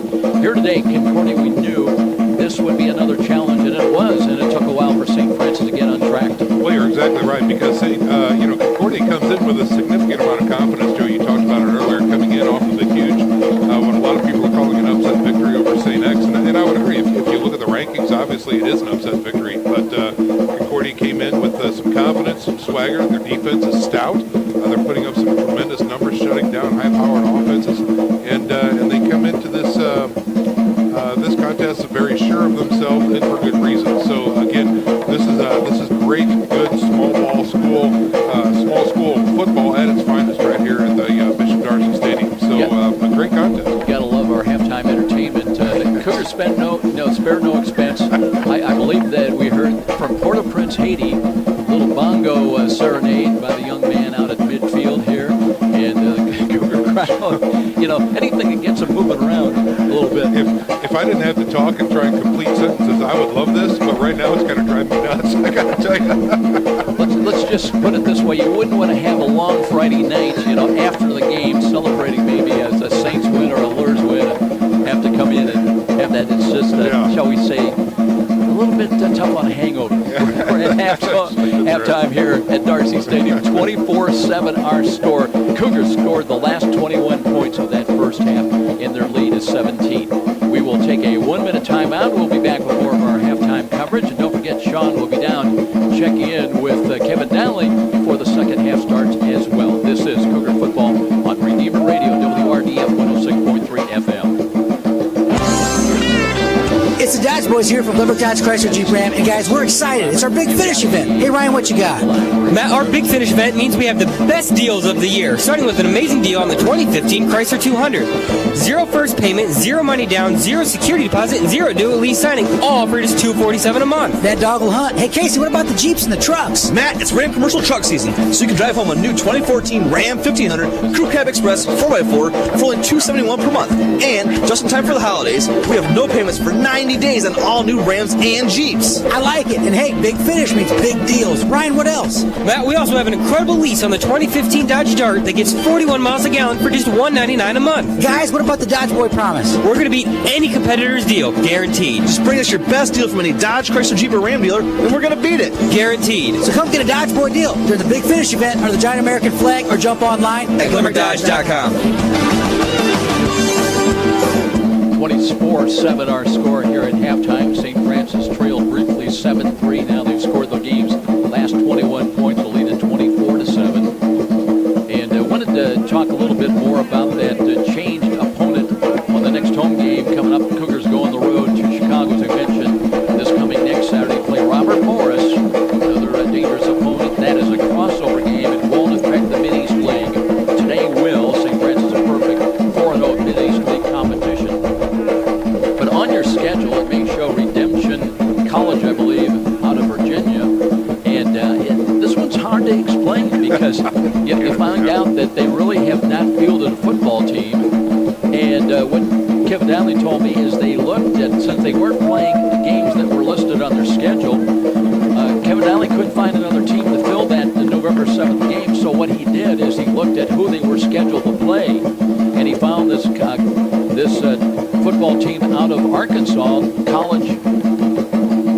College of Faith down in Arkansas, and called them, hey, would you be interested in coming up on November the 7th, because you've got the same problem we do. Yep. These guys in Virginia aren't legit. So now that's the good news. The bad news is they have struggled. They've played McKendree, they've played, I believe, Valparaiso, and they're getting waxed. I mean, 68-0, 86-0. I saw in a couple of the scores. So it is, you never know, but you're tempted to say by virtue of what you see as scores, it's probably going to be a little bit more than an exhibition game. And I couldn't help myself, Sean. I looked at Kevin Wink and I said, well, at least you got 2 weeks to prepare for him. Because there is an open date on the 31st. The St. Francis Cougars do not have a game scheduled on the 31st. But that is the situation. There will be a game, a home game on the 7th. It'll be College of Faith out of Arkansas at 12 noon. Well, Cougar fans, just a reminder that you can help support your Catholic parish or school and help yourself in the process with Notre Dame Federal Credit Union's Elevate program. Call Elevate at 844-230-6611 or visit them online at ndelevate.com to learn more. I'll tell you what, there's no quit to our young man from Port-au-Prince, Haiti out there. He has gone, about 4 or 5 minutes now, and he hasn't bothered to take a breath. No, he has not. No. His arms look like he's a bodybuilder, I would believe, under that cool-looking shirt he's got there. But yeah, he's wailing on the skins out there, playing the bongos at the 50-yard line. A special visitor from Port-au-Prince, Haiti there, entertaining the crowd here at Darcy Stadium. If you come from Haiti, today's got to be a little bit of a gut-wrencher for him. When he was down into the 30s last night, it looks like he's got everything he might have brought clothing-wise from Haiti. Yeah. Tell you what, let's take another 1-minute timeout. Sean's got the numbers. When we return, we'll take a closer look at this 24-7 lead by the University of St. Francis. This is Cougar Football and Redeemer Radio, WRDF 106.3 FM. There's a new dining experience in Fort Wayne, just waiting to be discovered by sports fans everywhere. Newly remodeled The Lodge, located in the Coyote Creek Golf Club, is open to the public, offering great daily lunch and dinner specials. Bring the family in to enjoy our spacious family room after the game. The Lodge is proud to support Bishop Dwenger and Bishop Lures football. Come celebrate the W's with their friendly staff. The Lodge is located at 4935 Hillegas Road. To save your table for after the game, call 260-203-3154. Matthew F. Hatfield, a health insurance specialist for those aged 65 and older, and for those under age 65 receiving Social Security disability. Matt provides Medicare supplement plans, Medicare Part D prescription drug plans, Medicare Advantage plans, dental, vision, and hearing aid insurance plans, and long-term care insurance plans. for taking good care during the best years of your life, call Matthew F. Hatfield at 484-6606. The bongo serenade goes on here at halftime, and we're going to play that under you. That's a great underbed music bed for you, Sean McBride, as you look at the first half numbers. Make it stop, Joe. He's making it stop.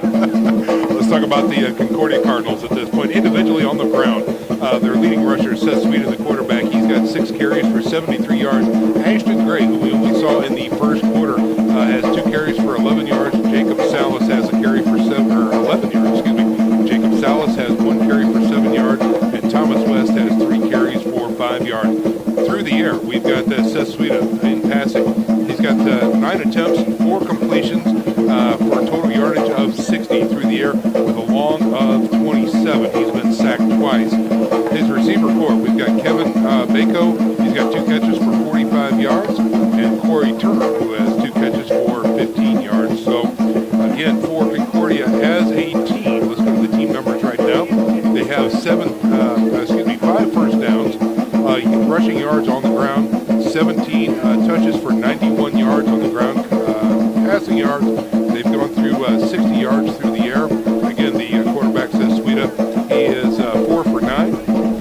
So total offense, we've got 26 plays, 151 yards for the Concordia Cardinals. Now, for your University of St. Francis Cougars, on the ground, we have Tyrone Young, the leading rusher so far in the first half, 6 carries for 41 yards. Justin Green, same number of carries for 34 yards. Aaron Harris for 4 touches for 10 yards. And P.J. Dean has that 1 touchdown run for 5 yards. Through the air, Nick Ferrer, he has 14 completions on 25 attempts with no interceptions. 182 yards through the air with 2 touchdowns. The long of 40 yards, he's been sacked once. The receiving corps for the Cougars, Seth Coate, has 6 catches for 108 yards and a touchdown. Tyrone Young has 2 catches for 23. Seth Stewart has 2 catches for 18. And Sean Boswell has 2 catches for 12 with a long of 7 right there. So for the team, St. Francis Cougars, we have 16 first downs. On the ground, we have 18 carries for 85 yards. We have 182 yards through the air. Again, Ferrer, 14 of 25. Total offense for the St. Francis Cougars, 43 plays and 267 yards.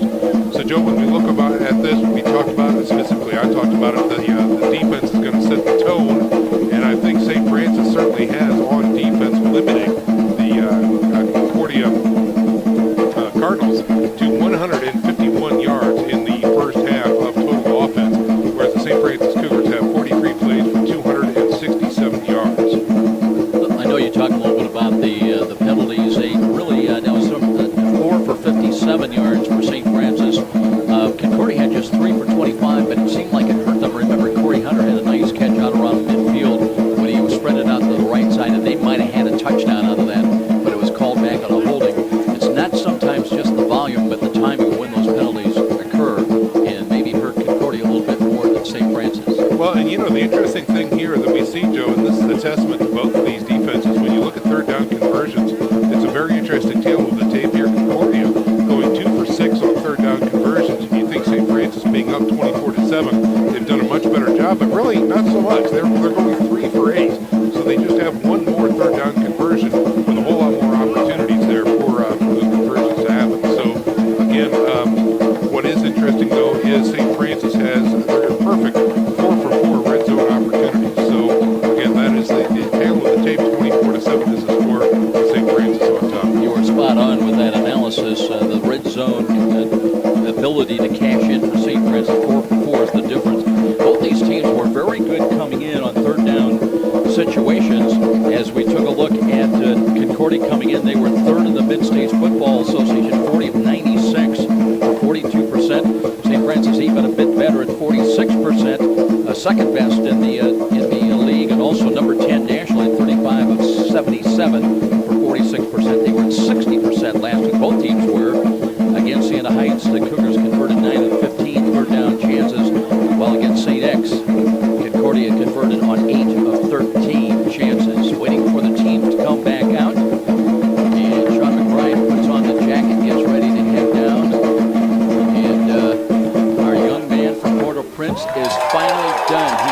played for 10 minutes nonstop on the bongos. And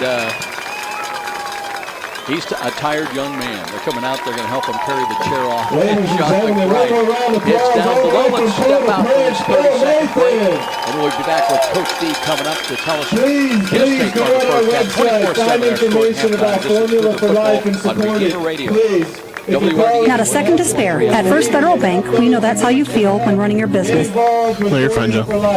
Most of your precious time. We offer tailored solutions to help you manage your cash flow and services designed to streamline your paperwork, all with your time in mind. Call me, Tracy Bodan, at 260-432-0022 to learn how you can feel like you have a personal bookkeeper working for you around the clock, or visit first-fed.com. First Federal Bank, better together. Member FDIC, Equal Housing Lender. Back at St. Francis, teams coming out, and Coach D's already down there, so Sean will have to sprint his way down there to catch up with the Cougar coach as we get ready for his analysis of what he saw in the first half. 24-7 is our score, and we'll get those comments coming up briefly. Cougars on the road in Chicago.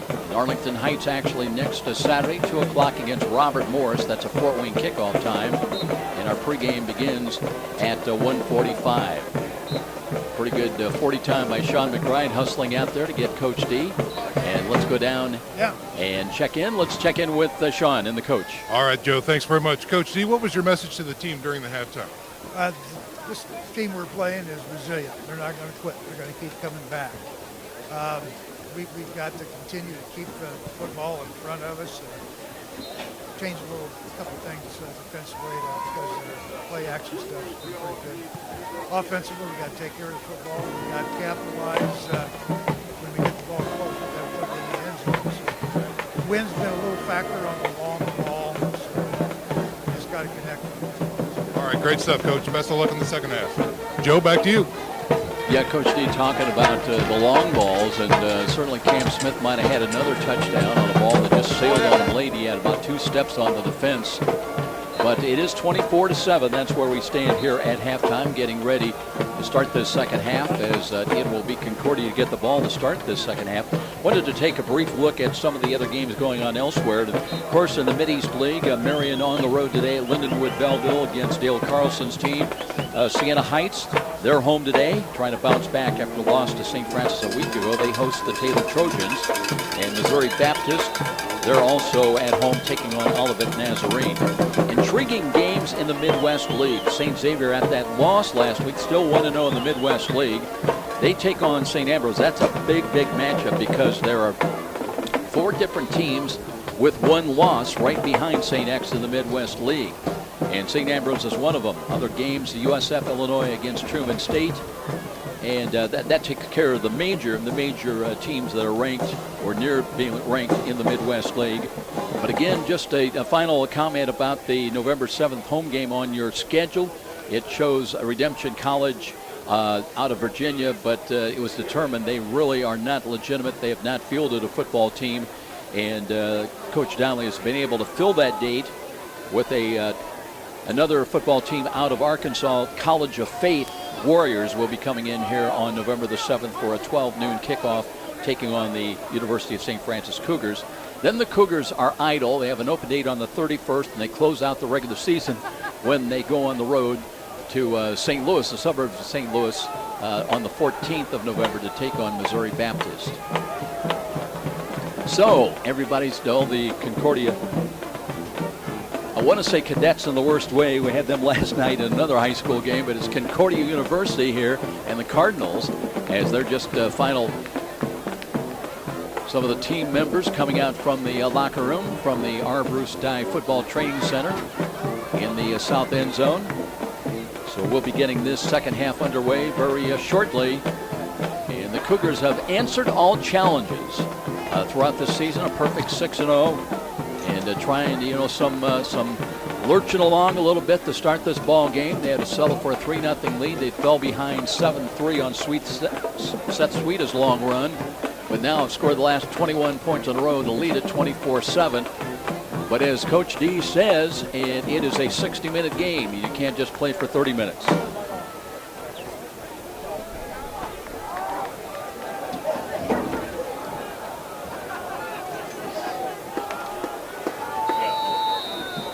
Kicking off for the Cougars, number 88, Ryan Nix. Folks, just a reminder that if you can hear this game, it's thanks to our communications sponsor, Dr. Todd and Mary Briscoe and Briscoe Family Dentistry. Their generous financial support helps make this Redeemer Radio Sports broadcast possible. If you need emergency dental care, call Dr. Briscoe at 486-9950. Here's an onside kick attempt. I don't think it went 10 yards. A penalty flag was thrown.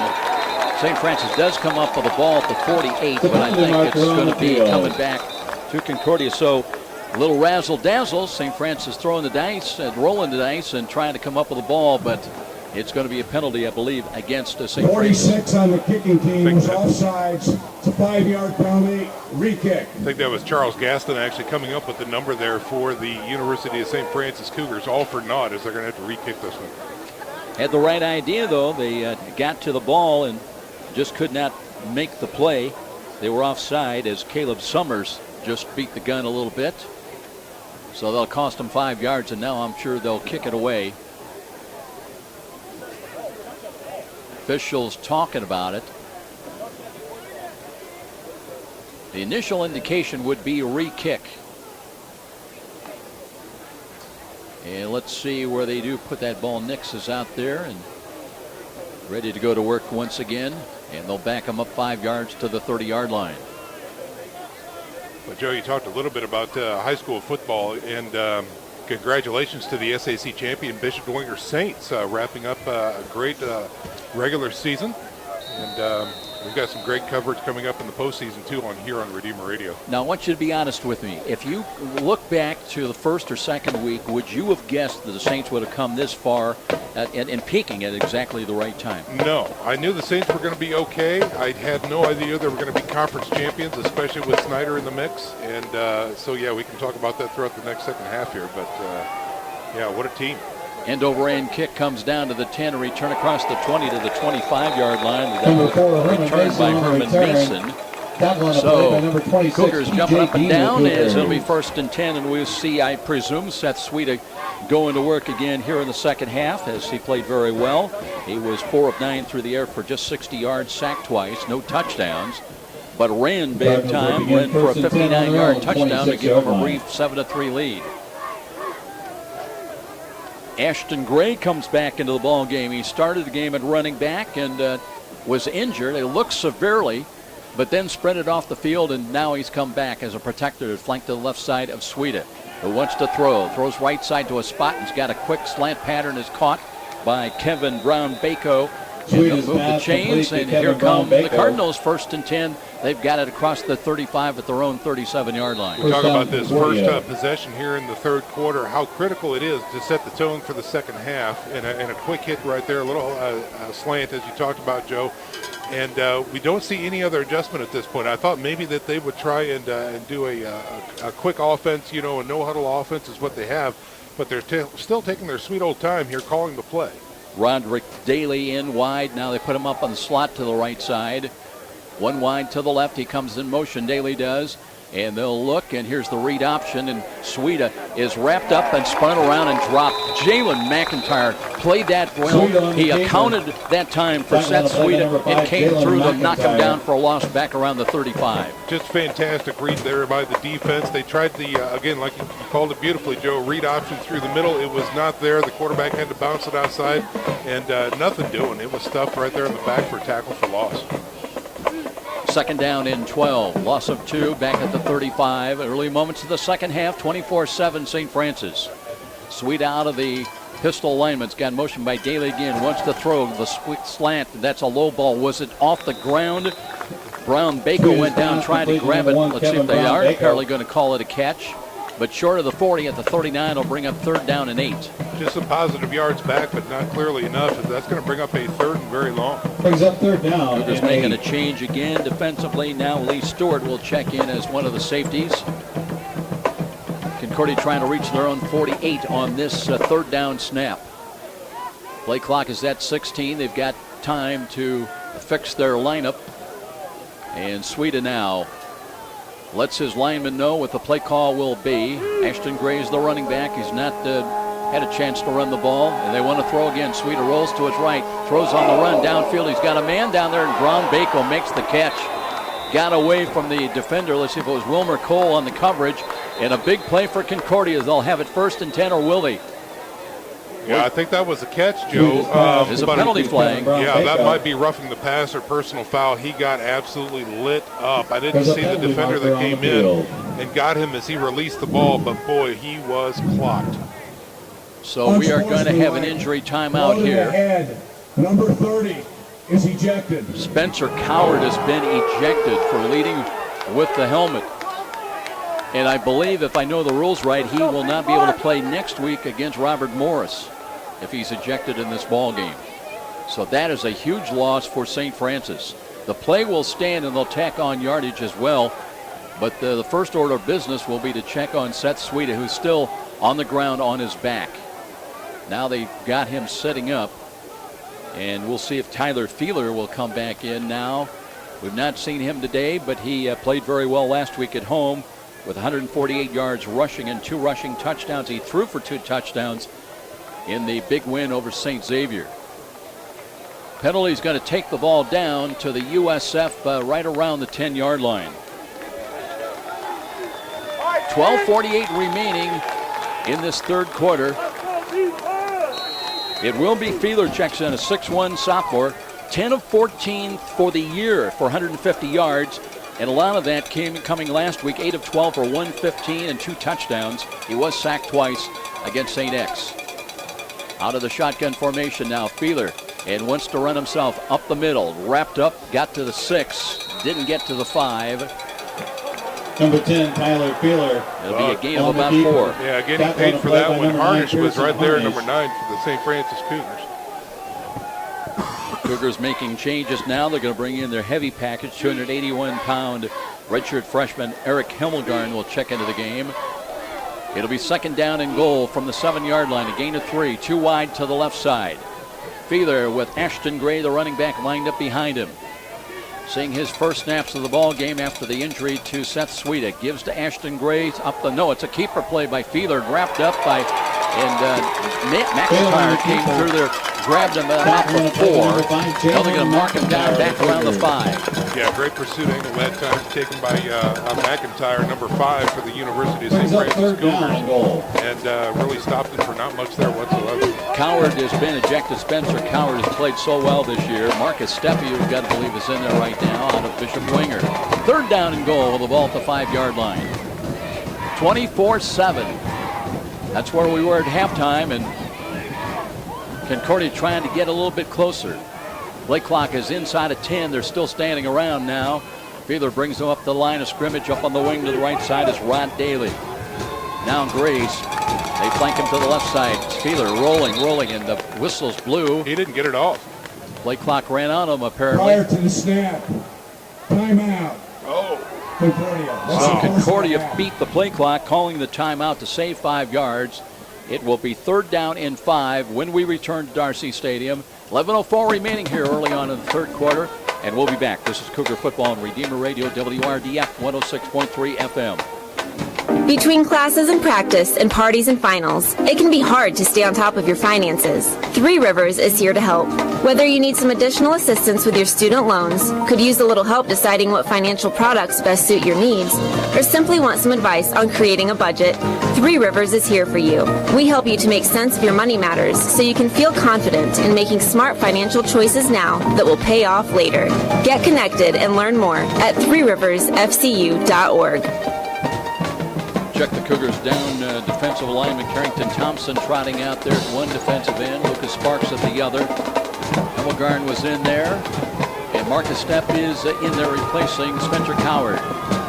Now, too wide to the right, to the short side of the field. A little motion out of that from right to left. Read option played by Feeler up the middle. Got to the 3, and that's it.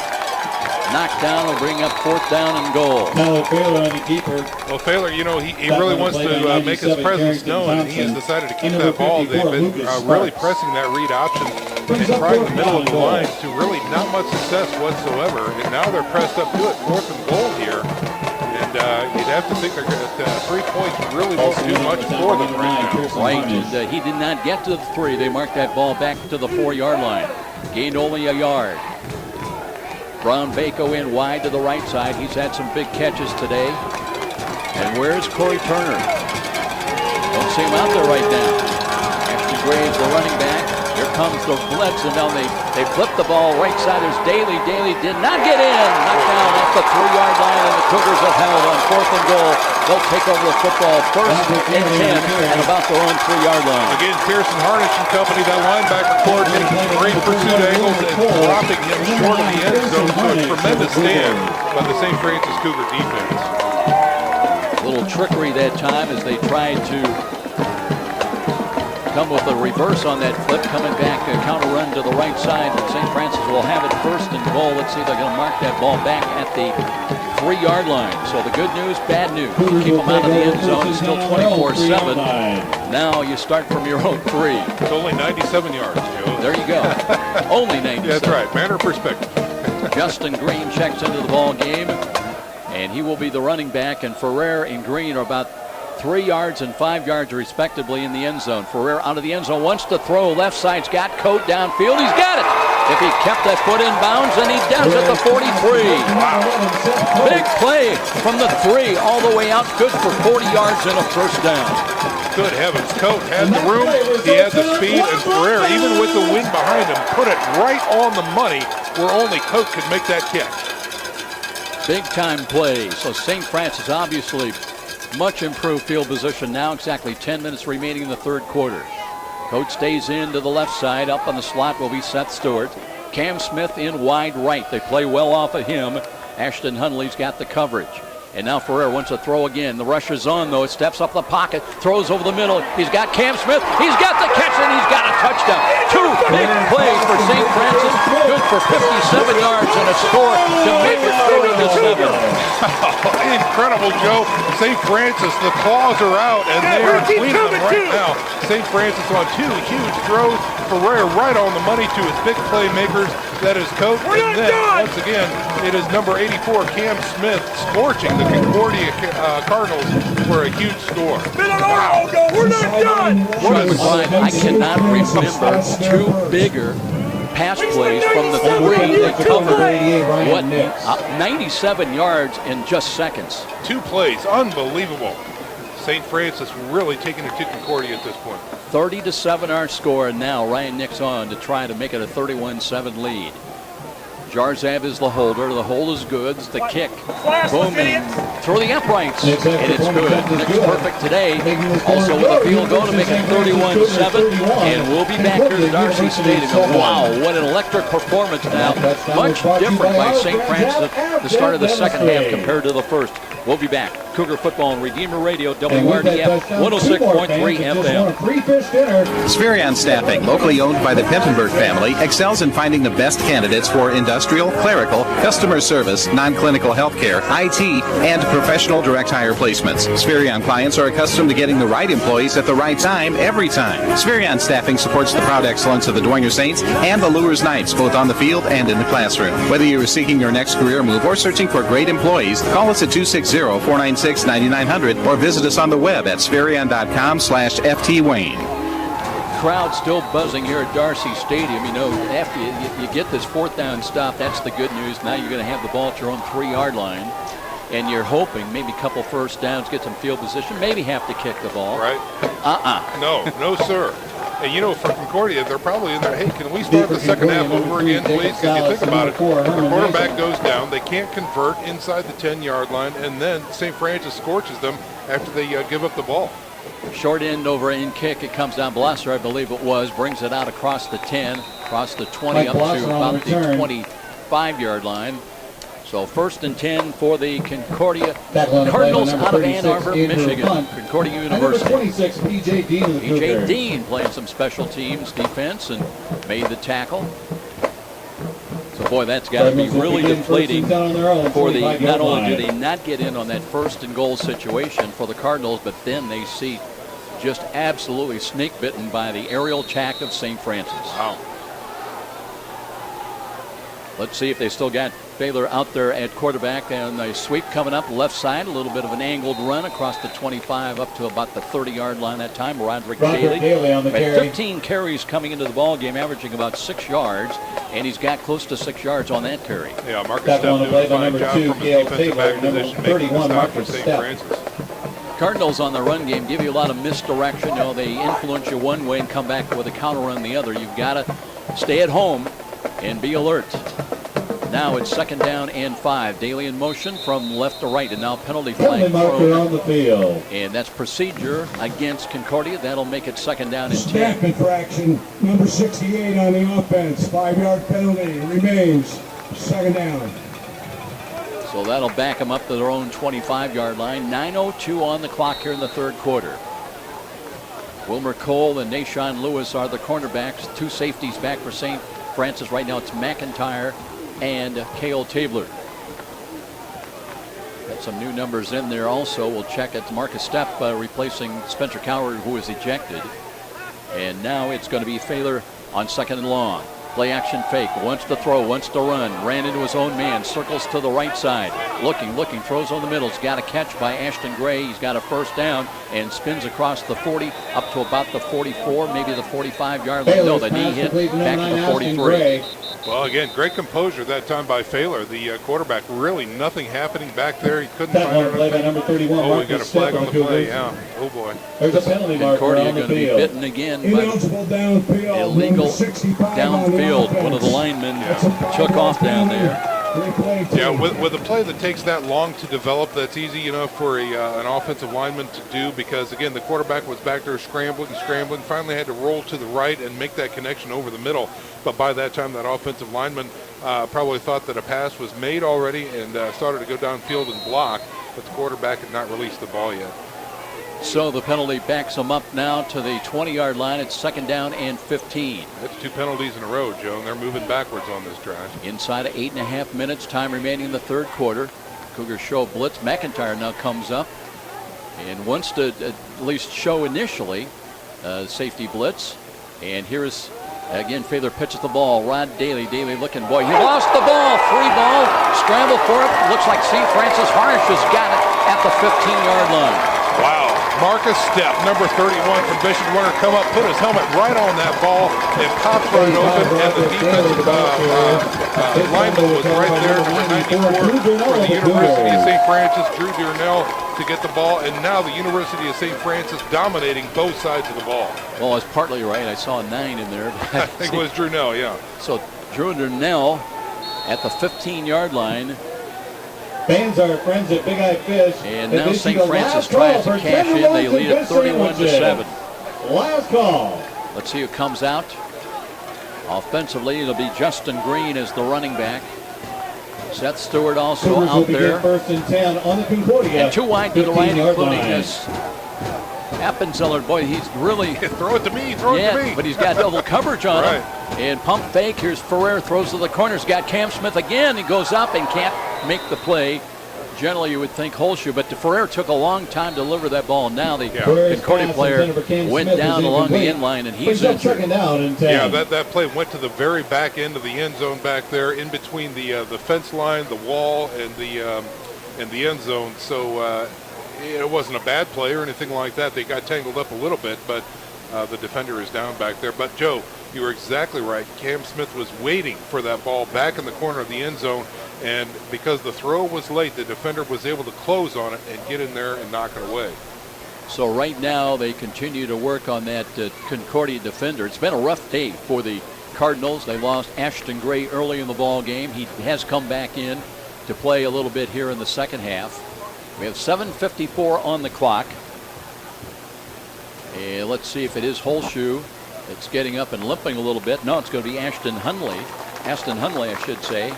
Ashton Hundley, and it looks like he's okay. Maybe just have tweaked something, but being assisted, but he's walking pretty much on his own power. Please reset the play clock to 40 seconds. So the Cougars will have a full 40-second play clock to work with now. But the Cardinals will have to make a change in their secondary alignment now. It'll be 2nd down and 10 still from the 15-yard line. Well, a touchdown here would really give the Cougars some a bigger cushion.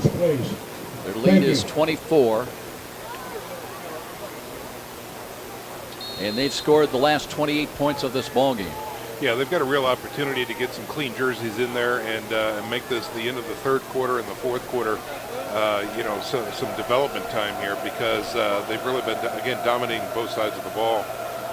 Here's Ferrer, wants to hand the ball off. And here is, I believe it was Justin Green. And boy, he ran into a wall. Looked like he had a little bit of an angle to run. Green, the ball carrier. And got two down inside the 15 to about the 13-yard line.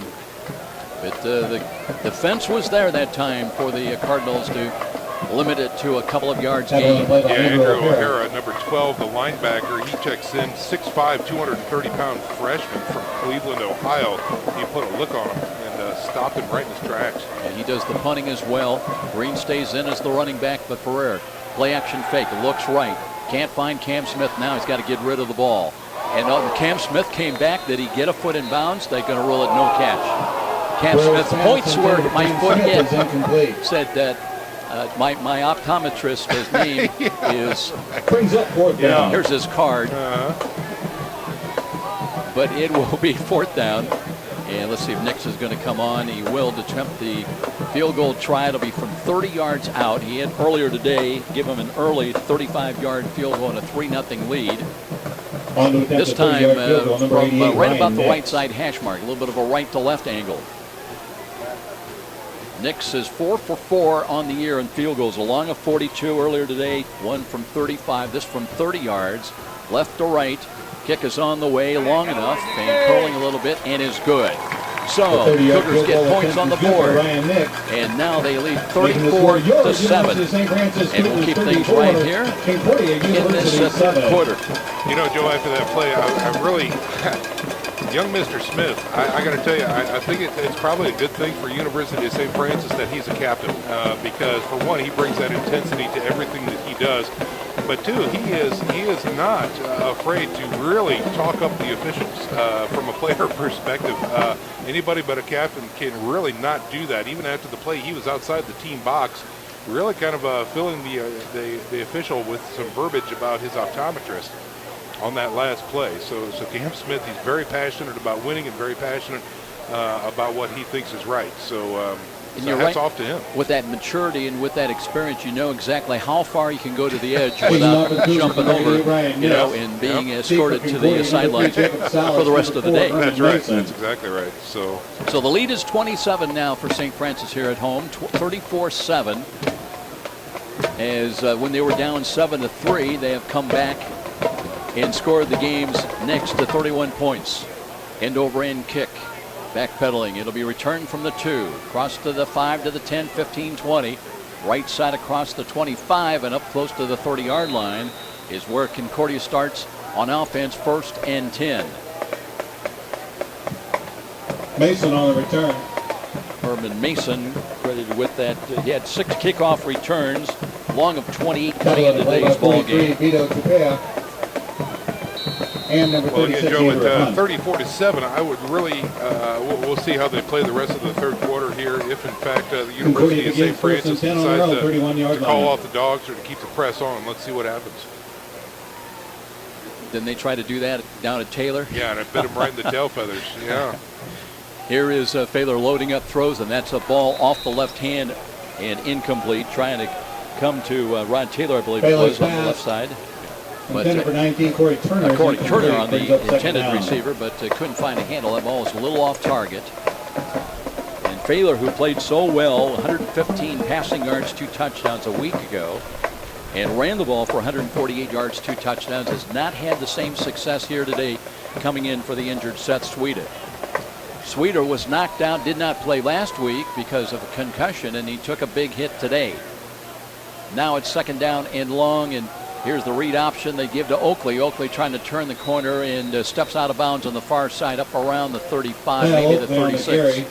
Pushed out of bounds by number 9, Pearson. Well, a decent little run that time around the right side. It won't be a great gain, and it's still going to be 3rd and test here coming up for Concordia. Got to get out to their own 41 to convert. 6:44, time remaining in the third quarter. And Failure looking, hands the ball off, and here's a run to the left side, and tripped up. They'll get to the 38, and that's it. That's short. They had to get to the 41. On the carry. Good open field tackle step, reaching out, got enough of the ball carrier that time. Oakley to bring up 4th down and 2. Tackle on the play. It looks by like the 31 punt team Marcus is coming Sept. on for Concordia. So once again, the University of St. Francis Brings up 4th defense down and holds 2. and forces the punt situation. You know, reflecting back at the start of the second half, St. Francis was kicking off. They did try to go to onside, and they were offside. So, but again, that is forward. And now they're going to run the ball, and they're going nowhere. That time, Thaler took the snap on the short snap and could not find anything. It was not Thaler. I'll check the number for you. It's one of the line guys, one of the big number guys. That was Lucas Kaler. But it'll be a 4th down stop, and that was ill-advised because St. Francis will be 1st and 10 into Concordia territory at the Cardinal 34. Yeah, they tried some trickeration right there. Number 39, Eric Dunton, was having none of it. Dunton doing a great job for the Cougars that time, really blowing it up and dropping them in the backfield before that fake play, punt was able to get off the ground. I had a feeling they might try something down 34-7 on the road. Now P.J. Dean comes in. Here's a handoff to him as he angles to his left and still fights for yardage. He won't go down. They had him wrapped up initially around the 30-yard line, but he's all the way down inside the 27.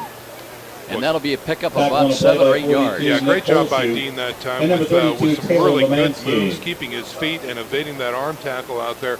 That's another thing we've seen against these running backs for St. Francis. Concordia really having to stretch and trying to grab jerseys and get a hold of these players. And you know there's got to be a lot of friendly competition going on between Tyrone Young, Justin Green, and P.J. Dean. Yes. 3 talented youngsters, and then you throw the veteran Aaron Harrison.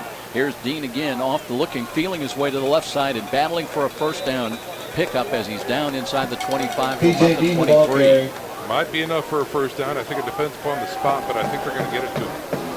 Yeah, they're moving the chains. More than enough. Yep. Brought down by number 22, Matthew Sears. And it'll be 1st down and 10. They'll spot it at the 23-yard line. And that results in a Cougars approaching the red zone once again. Shawnee talked about a perfect 4 for 4. Now they go to Dean again, cuts it up the middle, and reaching out to the 20-yard line, he'll pick up another 3-4 yards. Yeah, again, a great shoestring tackle by the defensive back, number 12, O'Hara, that time, because Dean was ready to sprint for the end zone, but he was caught up by the shoelaces. 2nd down and 7. Cougars already up to the line of scrimmage. Ferrer looking to Dean yet again and busts his way to the middle. It's not there. He bounces it out right side, but he's going to be brought down. He's not. He bounces back down, and the little guy will not go down. He fights his way with great 2nd and 3rd effort down to about the 17, maybe the 16. He's the Energizer Bunny. He just won't stop.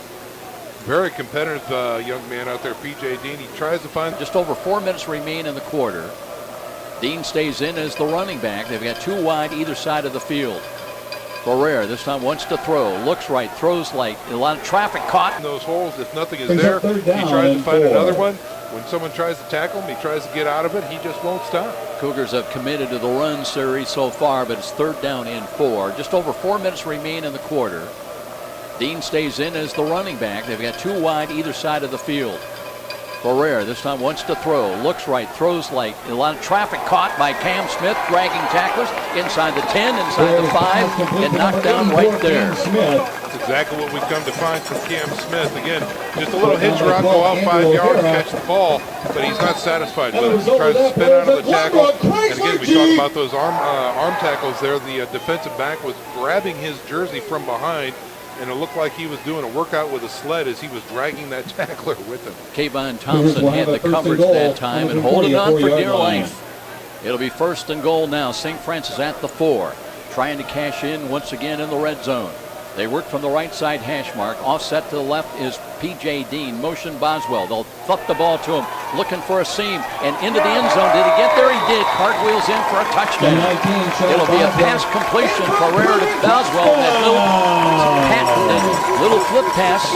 And at the 3:26 mark, the Cougars have reached the 40-point plateau. Well, again, a beautiful execution on a really nifty play right there. The touch pass, it sets up as a jet sweep, but because the quarterback is in the shotgun deep, 5-yard drop, the defense really can't tell if it's going to be that way or not.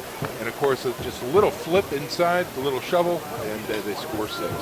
Nick's back there, ready to attempt the extra point. Jarzev says he's ready. High snap, but he got the kick down. It might have been deflected on the way. It's still good. So 41-10. St. Francis all over this game right now, stretching it out. Still 3:26 remains in this third quarter. Tell you what, we're going to step out for a timeout. And this is Cougar football on Redeemer Radio, WRDF 106.3 FM. Hello, I'm Tom Steele with Tom Steele Tire and Auto Repair, a family-owned business for over 35 years. We carry all major brands of new tires, as well as a large selection of quality used tires to save you money. We do all types of auto repairs, be it brakes, alignment, or just fix your air conditioning. Tom Steele Tire, North Clinton or Illinois Road. Give us a try. You'll be glad you did. Number 4, Herman Mason. With Sean McBride, welcome back, everybody, here to Bishop John M. Darcy Stadium. I'm Joe Parson, and St. Francis, you know, it doesn't seem that long ago when they were trailing, believe it or not, trailing 7-3 in this ball game. But it's been all Cougar silver and blue since then. It surely has, Joe. And really the question begs, do you really take your hat off to the defense for setting up the offense, or do you set up, you know, hats off to the offense for really dominating? Because they've done both. Exactly right, yeah. It's been a combination, and it didn't start all that smoothly here today. A couple of drop balls that we talked about and some penalties, but finally the Cougar ship got righted. And now Nick's ready to tee it up and kick it away again, left to right. End over end, short variety near side. That one falls. It's a free ball. It's grabbed around inside the 15-yard line. And not much there. They get back to the 15-yard line, that time rotating back. And that was James Lalonde, who really kind of put his team in a little bit of no man's land because he let it go initially and then said, uh-oh, I've got to make the play or we're in trouble. Yeah, the main difference between a punt and a kickoff is the live ball. So, but out of bounds by 43, Vito Tapia. So Concordia does have possession, but all the way back at their 14-yard line now. And number 4, Lee Stewart. We will check the quarterback du jour for Concordia, and it will be still Tyler Fahler. Fahler's got motion right to left, too wide to the right side. Zone option, pitches the ball late. That's Daly, and they triple team him, knock him down right about the line of scrimmage. McIntyre came up, but had a lot of help. Is it Marcus Sept? Check it. I think that's Andrew Hunt, Andrew number 36. 36, Andrew Hunt. Yeah, he is a 6'1", 222-pound junior out of Lexington, Ohio. Good job, though, defending and staying at home, defending against the option. Second down and 9, let's call it, gain of about a half a yard. Baylor play action fake wants to throw, and they've got him wrapped up, and he got rid of it in the grass. Let's see how they rule it. And they're going to rule it a fumble, and St. Francis got it for a touchdown. Wow, this one they may talk about. Yes, indeed. Well, let's repaint the picture right here. The quarterback was getting major pressure from the defensive tackle up front, who had him in the grass. The quarterback takes the ball over his head and just kind of dumps it, where Marcus Sept picks it up and runs it into the end zone. Let's see what the call is. Officials are going to come in and confirm. That pass was should have been ruled as a forward pass. However, it is intentional grounding. The spot foul, 5 yards and loss of down. Well, Randy Effner got caught up in the emotion. He called it a fumble, recovered, and taken into the end zone. That will not stand, and that's probably the right call, to be honest with you. But it is intentional grounding. It'll be a spot foul against the Concordia University Cardinals. It takes the clock down to 2:44. Now, where are they going to put that ball? Well, that's a great question. Well, the scoreboard just reset. So are they going to put it on the 2? Looks like that's where it'll be. So it'll be third down. They've got to get out to their own 24-yard line. Lee Stewart into the ball game, one of the safeties. Cougars got 10 men up within about 6 yards of the line of scrimmage. And Fahler out of the end zone, looking to hand the ball off, and does hand it off. And there's a run by Oakley across the 10, or get to the 10-yard line. And it will bring up fourth down. They'll have to punt the ball away. Yeah, just a little ISO left. Again, all they were trying to do is give their punter some room. Number 4, Lee Stewart. How hard is it, Joe? You already talked about it. When you say Concordia, just not to say Cadets right afterwards. It's tough. It's real tough. Yeah. Especially when this one is Cardinals. You know? And I had the Cadets last night, so it's a double whammy. Probably be easier if they were the Patriots or the Jets or the Hawks or something like that, but they're Cardinals, so. O'Hara about 4 yards deep into the end zone, getting ready to punt the ball. The Cougars get it, the high, short, wobbly ball. And diving for that's a free ball, and it's going to go out of bounds. Last touch by St. Francis at about the 30. That was a knuckleball that I think it was Boswell was really struggling to find a handle on. Yeah, it surely was. The wind didn't help, the kick didn't help, and Boswell really couldn't guide it into his hands, so it squibbed free. But luckily for St. Francis, it went out of bounds. So they're still going to have a very short field here, Joe. And again, we saw on that defensive series last time, we did have some clean jerseys in there, so you have to wonder if they're going to be starting to rotate in some fresh players while here on offense. Had to pity Sean Boswell. He started right, checked off to his left side, and then was diving forward and just got a hand on it, but it deflected out of bounds. 39-yard line is where the Cougar offense starts, and I believe that's Brad Jarzab that has come in relief at quarterback now. And he's got motion from right to left behind the line of scrimmage, and there's a penalty that the play clock, I believe, ran out of the delay of game against St. Francis. See, and I see Gaston was in the slot left up there, so we do have some clean jerseys in there for the St. Francis Cougars. Gomez Espino in there as well. Kylan Bass has come in, I think. We'll check it as we go. Also new wideout Nate Carson. We've seen him at times. Gaston up in the slot down to the left side on 1st down and 15 from back at the 44-yard line. Stretch handoff, and here is Harris, spins forward, gets the penalty yardage back as he's down to the 40-yard line. Harris hit in the backfield, doing a fine job spinning out of that tackle and getting that yardage back. Tackle on the play by number 20, Caleb Coleman. Number 12, here for some of these other numbers that they do change from time to time. Bryce Tully is in there as the blocking back, and he's in tandem to the right side with Espino, Gomez Espino here near side. He comes back, Tully in motion, sets up on the right wing. Jarzab on 2nd down and 11 looks to hand the ball off again, looking for running room. Harris nudges straight ahead down to about the 37-yard line. They'll bring up 3rd down and long. Backfield that time could have done a little better job getting to that line of scrimmage a little faster. That wingback that was coming over at number 49, I believe he said that was Tully. Did a fine job on the counter block out there to try and seal that edge from coming in. He had it, but it was 5-yard penalty. So there's a penalty on that play there. Means 3rd down. So if they would have executed a run a little bit faster, they could have gotten a little better yardage, but it all comes back due to the penalty. Well, they show on the down marker they initially 2nd down, and now they put up 3rd down and about 14. Jack Baker has come in on the offensive line, and little by little some of the other numbers coming into the ball game now for the blue and silver. Short drop, Jarzab takes a look, throws right side. He's looking for Espino Gomez, and the ball nearly intercepted. Good recovery that time defensively. Bradley Jarzab as the ball coming back pass intended for nearly picked Andreas off Gomez that time. Espino Rotating back there, that was Brandon Butoff. Down. Yeah, Gomez Espino had a step there, and unfortunately with the wind conditions that there were, Jarzab wasn't able to get it to him as cleanly as possible, and that extra air underneath the pass allowed the defenders to get over there. Salas back deep. Cooper Gammon is back there as well. They wait for the spit nail punt Gammon coming up. They wait inside their own 10-yard line. Spit nail really started the ball game with a booming punt, and he gets this one high. And a fair catch is called and made at about the 11-yard line. So Concordia goes back on offense with 49.1 seconds remaining in still this 3rd quarter. And the Cougar lead is 41-7. A lead of, is that 37 points? Oh, don't ask me. My shoes are back on. 34 points. The Cardinals will take over 1st and 10 on their own. Well, Joe, as we talk about the SAC and high school football here in Indiana, the regular season is over. We now transition into this playoff action. And the Redeemer Radio Sports crew will be down south taking a look at Bishop Lewis as they take on Northwestern.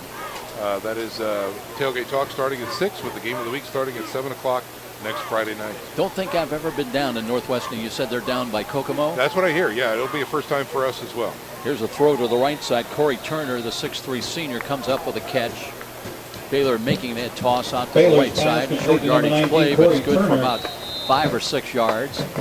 And the clock will run once again. Final seconds of this third Pushed quarter. out of bounds by number 9, Pearson Harnish, and number 41, Wilmer Showing Cole. the coverage that time. This was a 24-7 lead for St. Francis at halftime, and they have just exploded in the second half. Now they'll run the ball. That's only gain across the 15 to about the 17-yard line. It'll bring up third down call. 31, Stephen I'm not Collins sure on we're the going to rush. see another snap before we go to the fourth quarter. Well, if their standard MO is That one played by 51, true, Matt Muncy, they number take 9, too much Pearson time to Harnish. actually call a play. So we're already down to 10 seconds, and they're still looking over at their sideline. So, yeah, I don't think they're going to get this one off. We're down to 4 seconds, and play clock is still, they've not marked it moving anyway. So we're Again, after three quarters play. at Darcy It's Stadium. St. Francis Big third Cougars quarter for 41, St. Francis Concordia as they will University lead 7. visiting Concordia University Cardinals 41-7 after 3 quarters. And we'll step out. This is Cougar Football on Redeemer Radio, WRDF 106.3 FM. You can help support your Catholic parish or school with Notre Dame Federal Credit Union's Elevate program. You'll not only enjoy excellent personal service and save money with your new loan or credit card, you'll also be giving money back to the parish or school you care about. Let Notre Dame Federal Credit Union elevate all participating parishes or schools. Elevate can be reached at 844-230-6611 or visit us online at ndelevate.com. Independent from the university. Well, from a 10-7 lead at the end of the first quarter, the Cougars have shut out Concordia the rest of the way so far. And their lead now is 41-7. They put 17 on the board in that third quarter. Now it's going to be third down and a long 3 for Concordia. Now the Cardinals move from left to right. And here we go as Fayler walks away. Play clock still with 17. Now they went. That was a boy. How about that? As they direct snap the ball in a Wildcat, and they've got a first down. Well, that was trickery all the way. Collins, the ball carrier. Fayler just walked away like he wanted to maybe get another instructions from the sidelines. In the meantime, the direct snap came to the running back, and they run for the first down. Impressive, too, because they pulled it off. I was looking at the quarterback the entire time, and whoop, there goes the ball to the tailback, and they convert to a first down. Now they've got it at the 27-yard line. Fayler in the pistol, motion from left to right. Read option again. The late pitch comes right side. They've got some running room. This time it's Corey Turner who takes that pitch. And I've got him for his first run of the season. Wow. And they've got close to another first down. Let's see where they're going to spot the ball. And they do move the chain. So back-to-back First and 10, Concordia. conversions. And now they've suddenly got the ball at their own 38-yard line. Well, and Fayler executed very well on that play. He pitched it just at the right time where Muncy had to commit to the quarterback. So it resulted in another good run. Stephen Collins is the running back, but here's pressure put on and the boy Fayler that time he thought about throwing the ball away and paid the price as he got sacked by Lucas Sparks. 68 on the offense is out for one play as his helmet came off. Chase McKay lost his hat and has got to come out of the ball game. Boy, he's a big fella. Yeah, he is. Got his own zip code. Boy, they list him at only 6'2", 240, but he looks bigger than that. Yeah. Big loss, those bringing up second down and 27. Ball's or 21. It's back to the 27. Here is a throw to the left side. Nobody home. That time the Cougars had the best shot at the ball. Wilmer Cole rotating back, but Lakeport could not find the handle. And it'll bring up third down and long. Yeah, kind of a desperation pass right there. I don't know that the quarterback Farrell was set up too well to get rid of that. He was still on his back heel when he let that one go. And again, the wind conditions today have been tricky. They haven't been constant. So I think it's going to be tough for these quarterbacks to really gauge whenever they let that ball go, what's going to happen, especially with the deep ball. And I got to think that when you've been sacked the previous play, you're thinking about that. And, you know, you're in a big hurry to get rid of that ball, whether somebody's home or not. Collins, the running back in there now, the freshman. And Fayler out of the pistol alignment once again, too wide to the left side. They've got to get out to about the 48-yard line. Fayler being pursued again. Now runs to the right side. He's got some green. 30, 35, 40. Still gets out of bounds. Short now. A late penalty flag all the way across the field. Tyler Fayler on the keeper. There's a penalty marker on the field. Let's see what this is going to be about. Well, Lucas Sparks got chop blocked in his pursuit of the quarterback from the other side of the field, but I don't think that's what the penalty is going to be here. Randy Effner, our referee today, and he'll let us know here momentarily. A couple of his striped officials conferring with him. Talking to Kevin Downley about it. Maybe explain you've got some options here. Looks like it may go against Concordia, or will it? We've been wrong before. We'll be wrong again. Yes, we will. Here comes the call. Maybe. Maybe not. Maybe not. We've been wrong before. We have an illegal low block on 85 back towards his own end zone. That is declined. 4th down. Okay. It was on Roderick Daly. The penalty is declined on the chop block. It'll be 4th down. They had to get out to the 48-yard line, so the ball is spotted at the Concordia 39. It'll be 4th down and about 10, and they will bring on the punt team. But we'll see if they actually do punt the ball away with 13-13 remaining. In Concordia down at 41-7. Sean Boswell, number 2, Cale Tabler. O'Hara barking out the signals. They do deliver the ball in the block. Oh, they almost got to it. End over end kick. Tabler's got it at the 27. Works right side. 30, 35, 40. Turns the corner. 45 and then runs over a couple of the Concordia defenders. And he's out to midfield. Great field position for St. Francis on this offensive series. Tabler, what an athlete. You know, he was back there. He's got the ball. He's surveying the field. And then he realizes, wait, I've got a blocker in front of me. I'll just follow him. And what a great decision that was, because he got a tremendous block and turned the Jets on up to midfield. Coach Kevin Downley out on the field with his offensive unit, talking things over. Looks like Tyrone Young is going to come back in as the running back now. And again, they're going to work with some new numbers on the offensive line. Cougars will start 1st and 10 on the 50-yard line. See Sean Ryan out there, Anthony Wilkerson. Jack Baker comes back in, one of the offensive line positions, and Brad Jarzab in at quarterback. And looking, play action fake, rolls to his right side, wants to throw, steps up, and they've got him for a sack. Did get back to the line of scrimmage. But Brad, if he's had one problem, it's been with sacks, as he's just not been able to avoid them. Ferrer has learned a little bit, I guess, if you the best way to put it, Sean McBride, that he's been able to sense when the pressure's coming and either gets rid of the ball or at least steps up the pocket to buy a brief second or two extra. Yeah, that's exactly right. And of course, you know, Jarzeb's in there with the second team offense right now. So again, going up against that first team defense, these guys don't have any snaps under the belt today. So they're still fresh, but they're still getting used to the pace of the game. Gomez Espino in wide to the right on 2nd down and 10. Blitz coming defensive left side, and they run Young that way, and he's tripped up and dropped. And again, you could see it coming that way. They ran the play to their offensive right anyway. Yeah. Well, they pulled Ryan, the left guard that time. He tried to get out front there and make some blocks. He was successful, but unfortunately there was other gaps in the line when the defense came in and got Harris. Gaston and Carson also in this series, but now they need 10 yards on 3rd down call, trying to reach the 40. 3 safeties back for actually it's a cornerback, so 2 safeties back for Concordia. 11:35 remaining in regulation. 41-7 St. Francis. Short drop, and Jarzab spins away to his left side. He can run, goes to the 45, throws on the run, and that's a sliding catch. Gaston, did he go down and make the catch? No, they roll him out of bounds. He had half the body. No, the officials aren't conferring. Jarzab's pass intended for Charles Gaston is incomplete. Wow. I think they say the ground came up and touched the ball before he was able to get it in. But what a block. Tyrone Young out there cartwheeled a blitzing corner coming in, tossed him up in the air and over. But unfortunately, they weren't able to make it happen. I thought for sure Gaston had that ball. That looked like a catch to me. Spitnail. We are still waiting. You know, Charles Gaston had some great kickoff returns, and you get the feeling he's just waiting to break loose. That's right.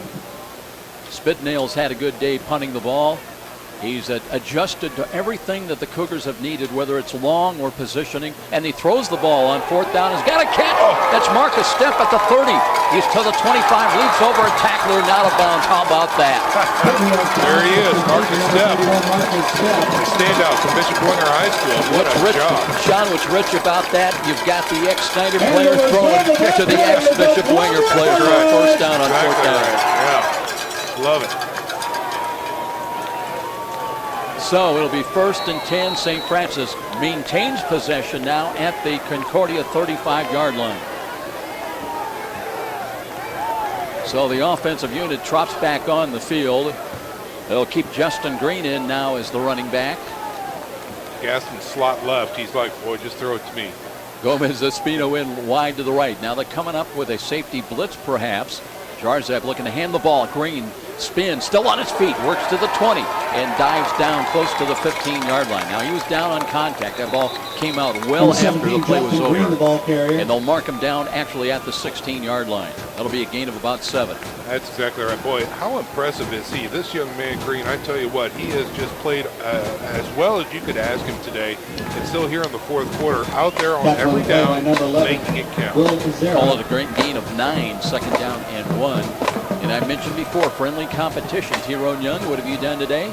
My name's Justin Green. I just ran for 9. Jarzab out of the pistol, checks the defense, blitz coming, they'll hand the Green again, cuts back to his left, running room at the 15 to the 10 to the 5, and dives down to the 3-yard line. A little counter that time. Again, they start out to the right, and they go to the left, and then comes back left. The great thing about that was the blitz was coming off the left side, so by the time he got back to the line of scrimmage, that DN was well behind him, so he had a great line to make that great run. Sean, quick observation, 2 times now that Green has carried. After the play's over, he's allowed that ball to get loose. We see some crazy things in the Mid-States Football Association by these rulings. You want to hold on to that ball. Right. It'll be 1st and goal at the 3-yard line. They'll look again to Green. Green feeling his way, fighting for the end zone. Did he get in? Touchdown! Justin Green from 3 yards out. 2 great carries, and they reward him with a 3-yard handoff, and he's into the end zone to make it 47-7. Well, and that's got to feel good going up against that second team offensive line right there to get a great push from 3 yards out, and Justin Green able to hit that pay dirt. That's got to feel fantastic. Time of the score, 9:41 in this fourth quarter. It was the 4th down surprise pass from Spitnail to Sept that set up the opportunity. Now Nix comes on to attempt the extra point. He's been perfect today. 2 field goals, an extra point. The line drive extra point is good. So that will make it a 48-7 lead. Cougars by 41 big ones here at home. A lot of folks didn't see St. Francis putting this many points on the board. They have found a way. We'll be back. This is Cougar Football on Redeemer Radio, WRDF 106.3 FM. A clean office space. Okay, that's an easy choice. And choosing the right company to clean your business is easy too. Sioka's Professional Cleaning is the choice of a lot of Fort Wayne companies because of the 100% satisfaction guarantee. Sioka's does it with built-in check systems to make sure your business is cleaned beyond your expectations every time. First impressions are critical, so make sure yours is always the best with professional cleaning from Sioka's. The best people, the best service. 483-2112 or online at siokas.com. You know, it's interesting. Taking up the Cougars, number 88, with Sean Nix. McBride, I'm Joe Parson. That 4th down pass, it's not so much that they wanted that from a game strategy, but that's for the future. You want that in the film for teams, especially in the playoffs, to have to account for that a little bit. Well, that's exactly right. This time of the year, that's exactly what these coaches are doing, is they're baking in their capabilities so that the other team can see, hey, we need to look for this. Hey, we need to look for this. Oh, my gosh, look what they did here. Return from the 10-yard line after the kickoff, and here's a return across the 25 out to about the 30-yard line. Herman Mason again on that kickoff return. Herman Mason on the return. 1st and 10 now for Concordia with just over 9.5 minutes remaining in this ball game. To that point, Joe, you know very well as much as I do, as many games as we've seen it called, one-dimensional teams don't win. That's just all there is to it. And so when these coaches can bake those type of plays into their arsenal and really make the other team step up and look, that makes them even more dangerous, even if nothing else from the psychology standpoint. Looks like Emmanuel Evans is going to come out now and see some time defensively. Lee Stewart is out there as well, so a lot of new numbers now in the final 9:32. And it'll be Tyler Baylor in there as quarterback. Here they flip-flop the tight end from the right side to the left side now on 1st and 10. Play action fake. Baylor wants to throw. Time of the pocket. Throws over the middle. That's a tough ball and sailed on him incomplete. Stewart had the best shot at it. They were trying to get the ball to Salas, but incomplete. Now Not much to talk about there. The pocket actually held up, so he had some time, stepped up a little bit, well overthrown that time.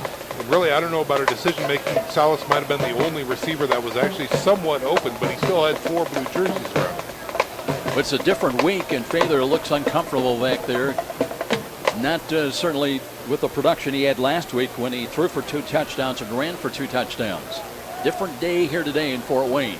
In relief is Seth Sweda, who was injured. And here is a read option again. They'll hand the ball off on a sweep coming left side, and that'll be a gain out to about the 34, 35-yard line. They handed that ball off to Stephen Collins, the freshman running back, and he'll pick up about 4 yards. Well, and Drew Durnell, number 94, doing a fine job pursuing that ball because, again, he was able to stay with the runner from behind. He thought that, you know what, this guy's going to make a cut, try and get upfield, and when he does, he's going to be there. And that's exactly what happened. You know, it occurred to me, I'm right with you. I thought he thought, I can punch that ball out because I'm close enough. Here's the blitz coming. They'll hand the ball. No, it's play action fake. They dump the ball off, and nobody home again. Between receivers, looking right side, but that one at the 41-yard line. They were intended for Herman Mason, maybe, but incomplete, and it'll be 4th down. And yet again, it'll be O'Hara to punt the ball away. You know, it's very head scratch. It's very curious, Joe, when you look at scores like last week for Concordia as they knock off number 5 St. X, but then you look at today's performance and how really St. Francis has just manhandled them 48-7. How is that even possible from week to week? But yet here we are witnessing it. Back at the 20-yard line, the rush is coming. O'Hara short spiral. Carson, they're going to let that one hit and back away. It'll bound inside the 30 to the 25, and Stoll on the way out of bounds inside the 20 back to the 18 is where the Cougar offense with 8:35 remaining as St. Francis tries to head to Chicago next week. Still perfect on the year. As a result, both as far as the overall record, but also in the Mid-East League trying to pick up their 5th straight Mid-East League win. Well, everything that they've shown today proves that they have every available component to be successful.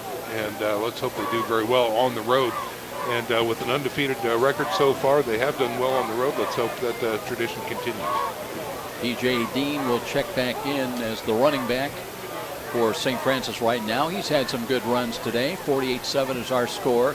Jarzev stretch handoff, but Dean starts right, finds a seam, fights his way, running room off across the 30 up to the 35 to the 36. He's got a 1st down. Boy, he was bobbing and weaving, looking for a little bit of daylight to run to. Well, and he got so low when he peeped out of the line of scrimmage over there on the far side of the field. He was so low, he was running so low that his knees were hitting his chin strap, and that's what makes him successful. He got skinny at the line of scrimmage, and he got into the secondary by doing just that. Nate Carson in, White to the left side, the wide side of the field.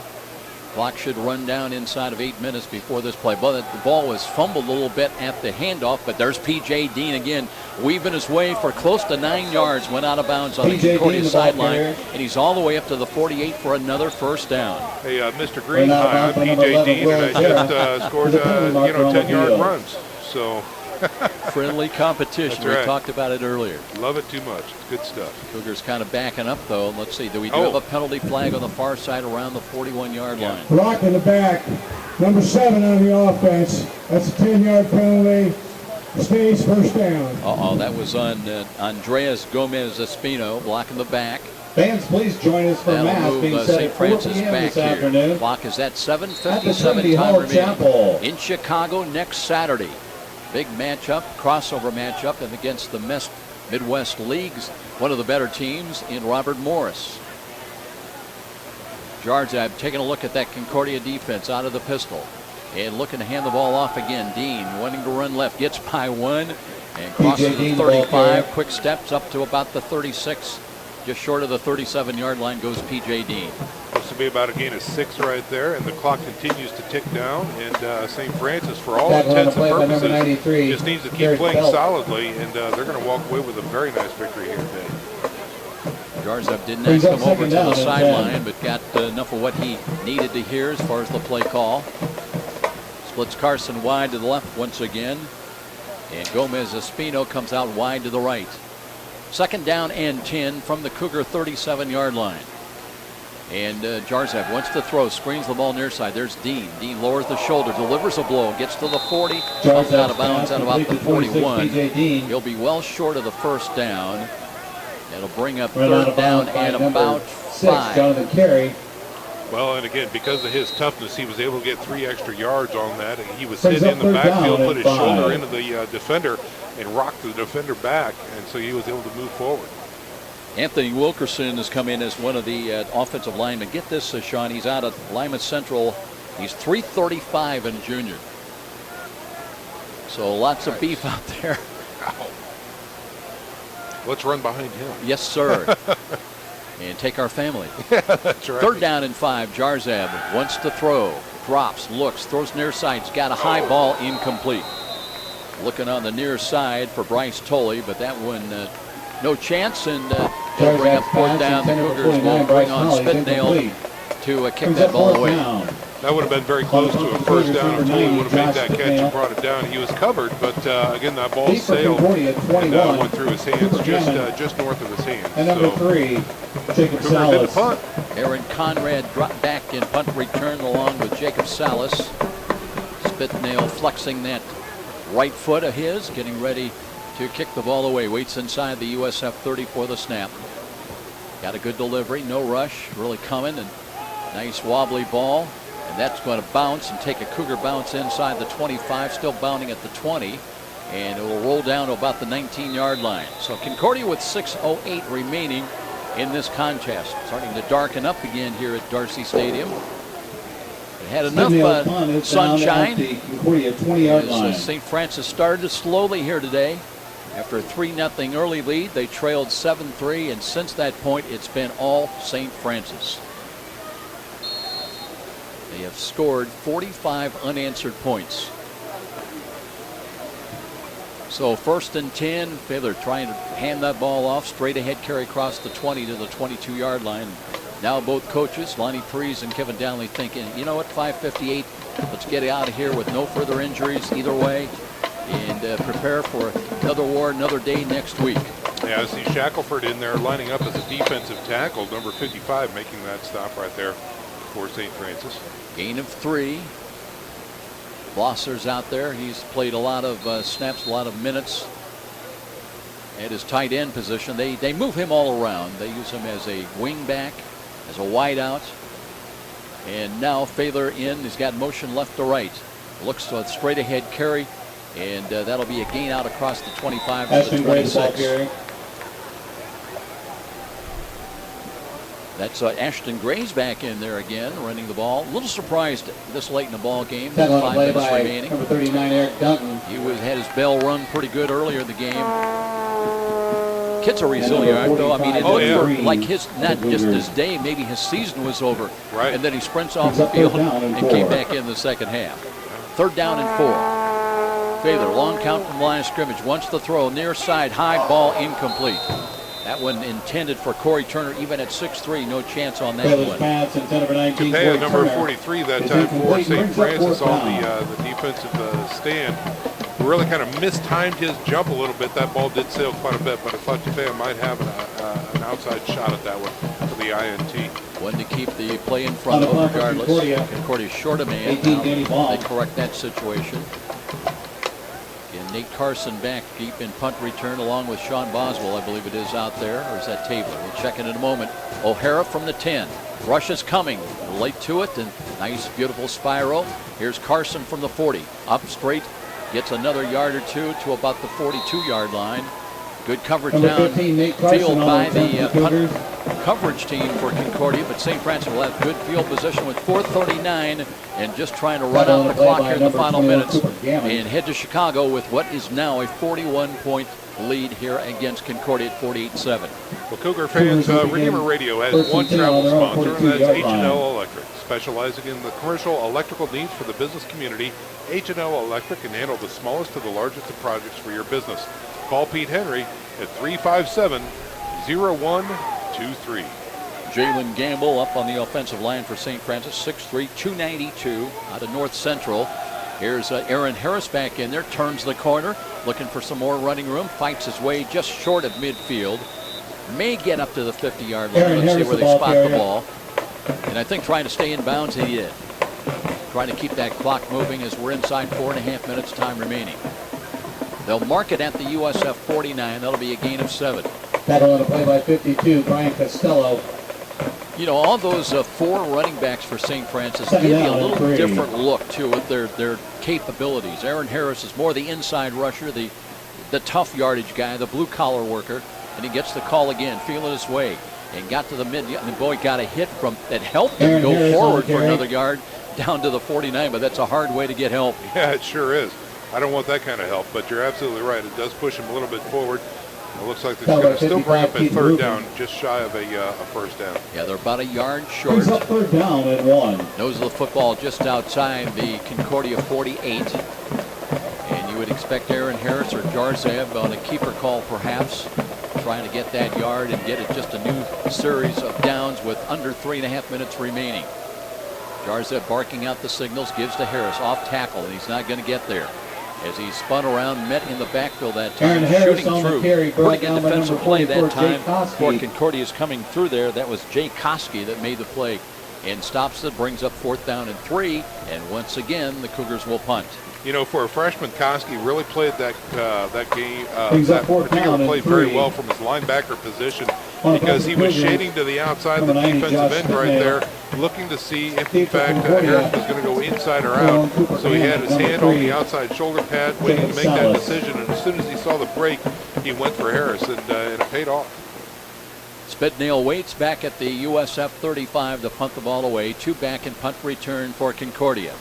Clock still running, just over 2.5 minutes now. Low kick. That one will hit at the 25. Bounds high. A little scramble for the ball, but bounded straight in the air. Concordia's got it. They'll have it 1st and 10 at the Cardinal 26.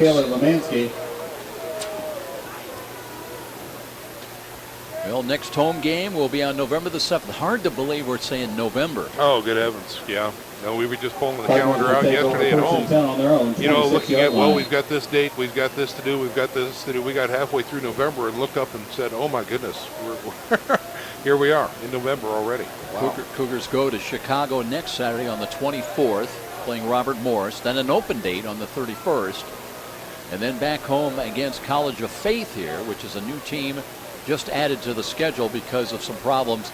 And here is a little handoff on a sweep right side, a gain across the 30 up to the 34-yard line. The ball carrier. So Collins, the freshman running back, getting that handoff on the sweep. Stephen Collins, 5'11", 185. Second down. Well, it was well executed there because he held the ball in the breadbasket for quite some time until the end had to commit. And let's see, I think we've got a new quarterback in there as well now for Concordia. 2nd down and short. And wanting to throw the ball. There's a catch for 1st down. A little quick slant is there up around the 46-yard line. Roger Engel's pass is complete to Kevin Brown. Roger Engel, 6'3". We talked about him early in the ball game. There was some speculation if Sweden was not going to be good to go that they might play their freshman quarterback Roger Engel, and he's in there now.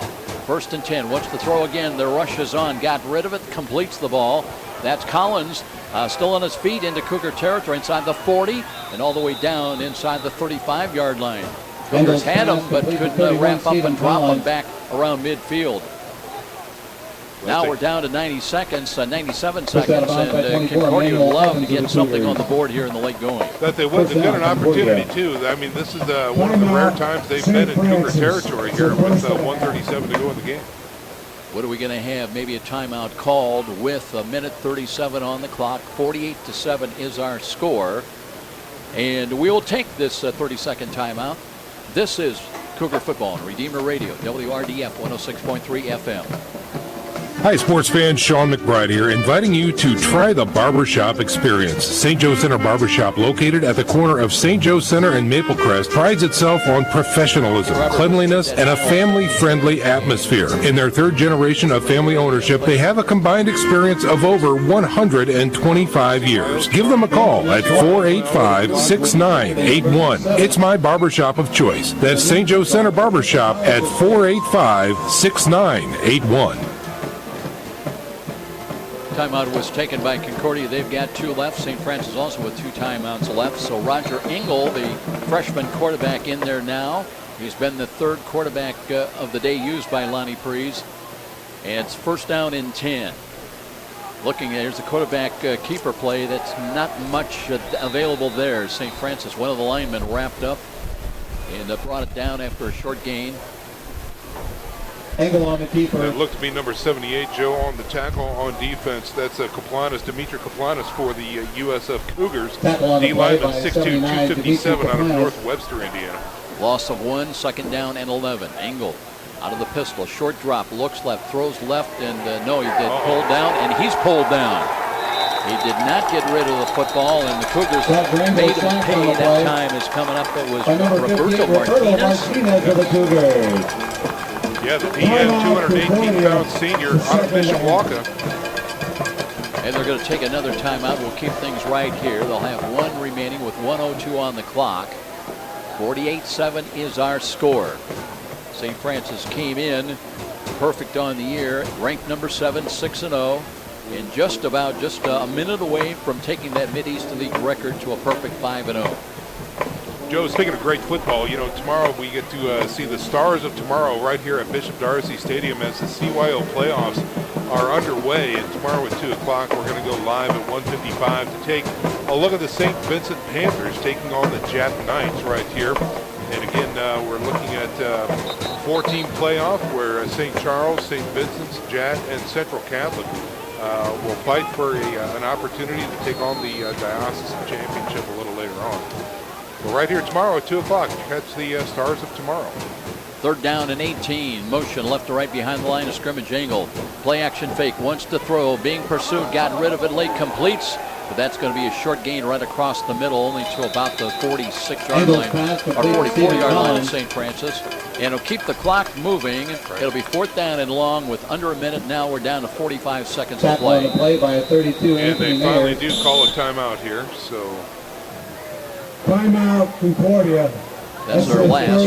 Final timeout of the half. And you know, if I'm Lonnie Preece, I figure, you know, let's run a place, because even if we fail, they're just going to take a couple of these, so we don't really have anything to lose. Well, yeah. Trailing at 48-7. Yeah, that's exactly right. You take another shot at the end zone here, even the long ball, consider it a punt if it's intercepted. If it's incomplete, oh well, you know, that type of thing. And it'd be great to get another 7 points on the board here in fact you're Concordia. Concordia, as we mentioned, they stay on the road. They'll be down in Upland, Indiana next Saturday to face Taylor University. St. Francis, another big game coming up, and it does not count as far as the Mid-East League, but it counts as far as the schedule is concerned in the overall record. But they'll take on Robert Morris, one of the top teams in the Midwest League. 2 o'clock Fort Wayne kickoff time. Pregame at 1:45 next Saturday on Redeemer Radio. Now Roger Engel. Needs 16 yards on this snap of the football. Wants to throw, looking, and being pressured again.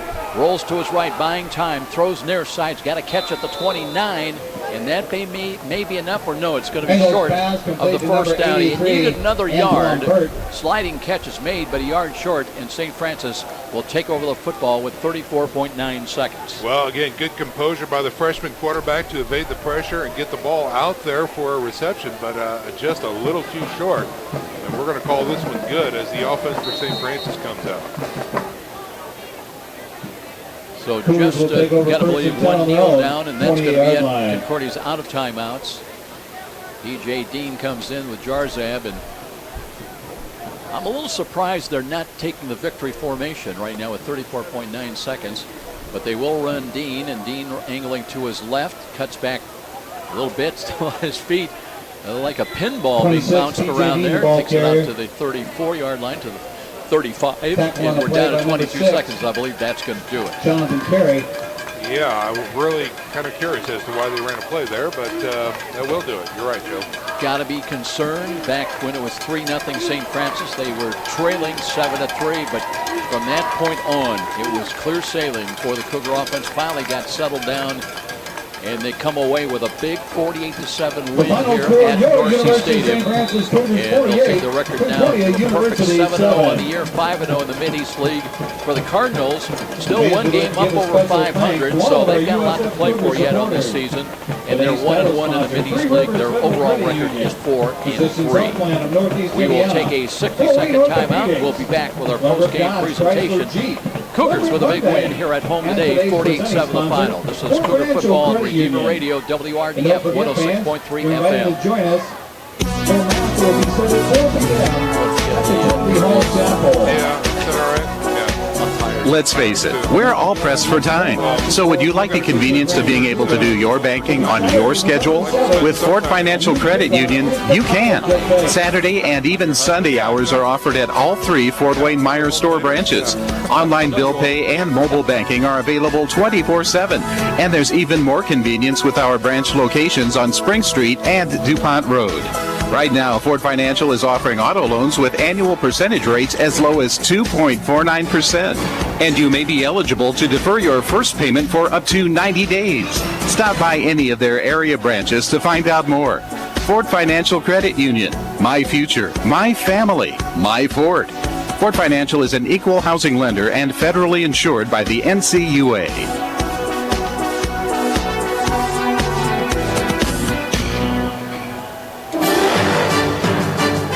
Now, with analysis of the game, what went right and what needs some work, let's go back to the stadium with the voice of the Cougars, Joe Parson, and the Redeemer Radio sports team.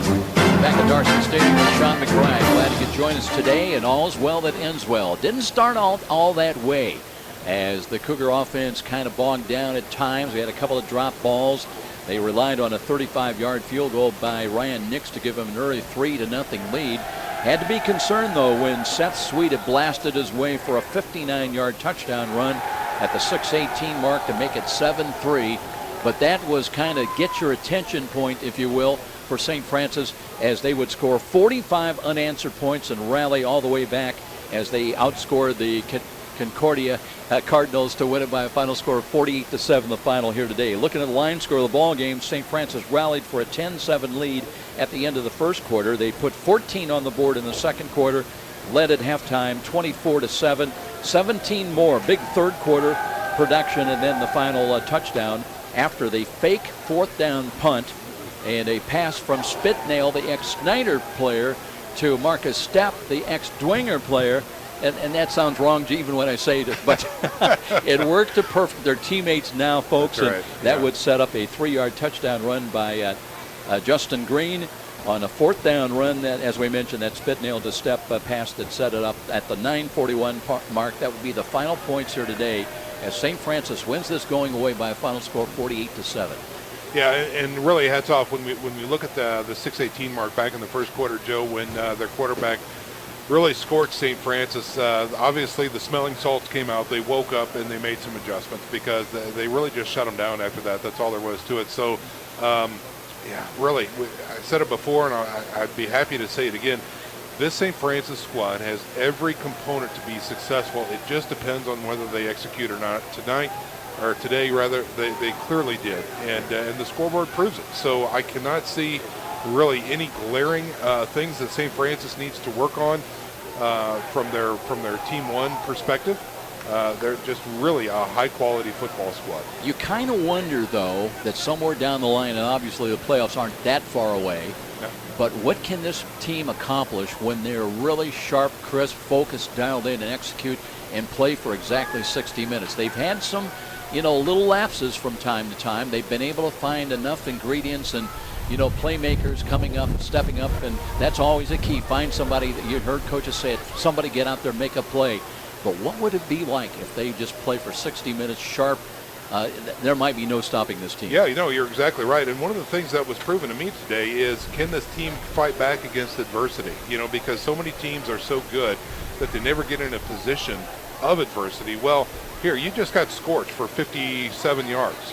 This kid, kind of made a laughingstock out of you by running right through the middle on a read option, taking it out to the left side and scoring on you, and left you standing around looking, scratching your head. So they saw some adversity today. They saw some good talent put forth by Concordia, and they were able to respond in a big way. You talked to Kevin Donnelly at halftime, and one of his observations about adjustments, they were going to make some adjustments with their defensive coverages, and I think they did that very well. Yeah, no, you're exactly right, too, because not only was the middle shut down for Concordia, but we saw some press coverage. We saw some receivers knocked off their routes, and we saw, regardless of who the quarterback was, it was very difficult for them to make completions, whether it was the flats or the long ball or even the screens just weren't there. So, the adjustments made by the University of St. Francis on defense today really paid off in a big way. Now, one downside to the day, Spencer Coward was ruled with targeting. He led with the helmet. He was ejected. My understanding of the rule is he will not be able to play next week against Robert Morris. That's a big loss. This kid was NAIA National Player of the Week a couple of weeks ago. Well, you're exactly right, and I would have to defer to you as to the rule books as far as that goes. If in fact he is out, which I have no reason to doubt you whatsoever, huge loss. You're absolutely against right. Robert Morris. Against Robert Morris, but here's the time. We talk about adversity. We talk about Marcus Sept coming in and playing a really, really big game. Marcus Sept, I think today, coming in, next man up mentality. He's been used to this at Bishop Dwenger. Now he's used to it here at the University of St. Francis, and he made his presence known today on defense, as well as on the punt team, making that big catch as well. So they're in good hands, but not as good a hands as they could be. One final comment, and by the way, I know you've talked about this throughout the years that you've worked with us, but I was kidding a little bit. It seemed wrong, the Snyder player throwing to the Dwenger player on that fourth down pass, spit nail to Step.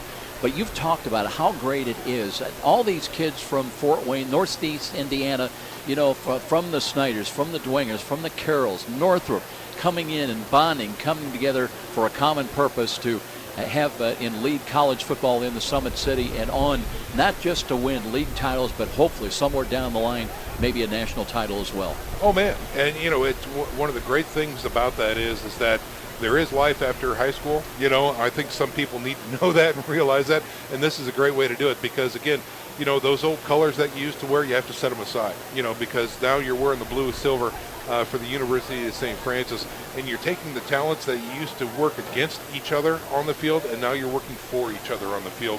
And what a treat it is for guys like you and me to see these kids grow up in front of us and become great young men. It's just such a big treat. Yeah, the ability to get out there, perform, and have a degree of success that maybe some of them didn't enjoy in high school. That's true. You're right. Have a chance to become a part of just a regular football machine.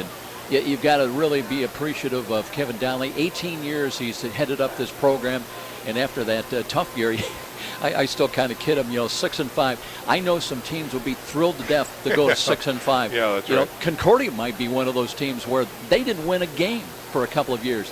But for St. Francis and Kevin Donnelly, that was an embarrassment a year ago. Yeah. And now to be undefeated. First time since 2010 when they finished at 10-2 on the year. But they've got a chance to truly accomplish something truly spectacular this year. We'll see. That's going to wrap things up here today. We don't have the final numbers. We'll remind you we'll be on the road to Chicago next Saturday, taking on Robert Morris. 2 o'clock Fort Wayne kickoff time. Pregame begins at 1:45. Cougars, though, still perfect on the year. Will they come up in the rankings? We'll find out. They'll come out Monday or Tuesday. And meanwhile, the St. Francis Cougars will go on the road undefeated at 7-0, 5-0 in the Mid-East League. Special thanks today to our studio producer. His name was Robert Scora. For Sean McBride, I'm Joe Parson. Until next Saturday, so long, everybody, and thanks so very much for listening. In the name of the Father, and of the Son, and of the Holy Spirit. All right, have a good one, guys. All right, Chief.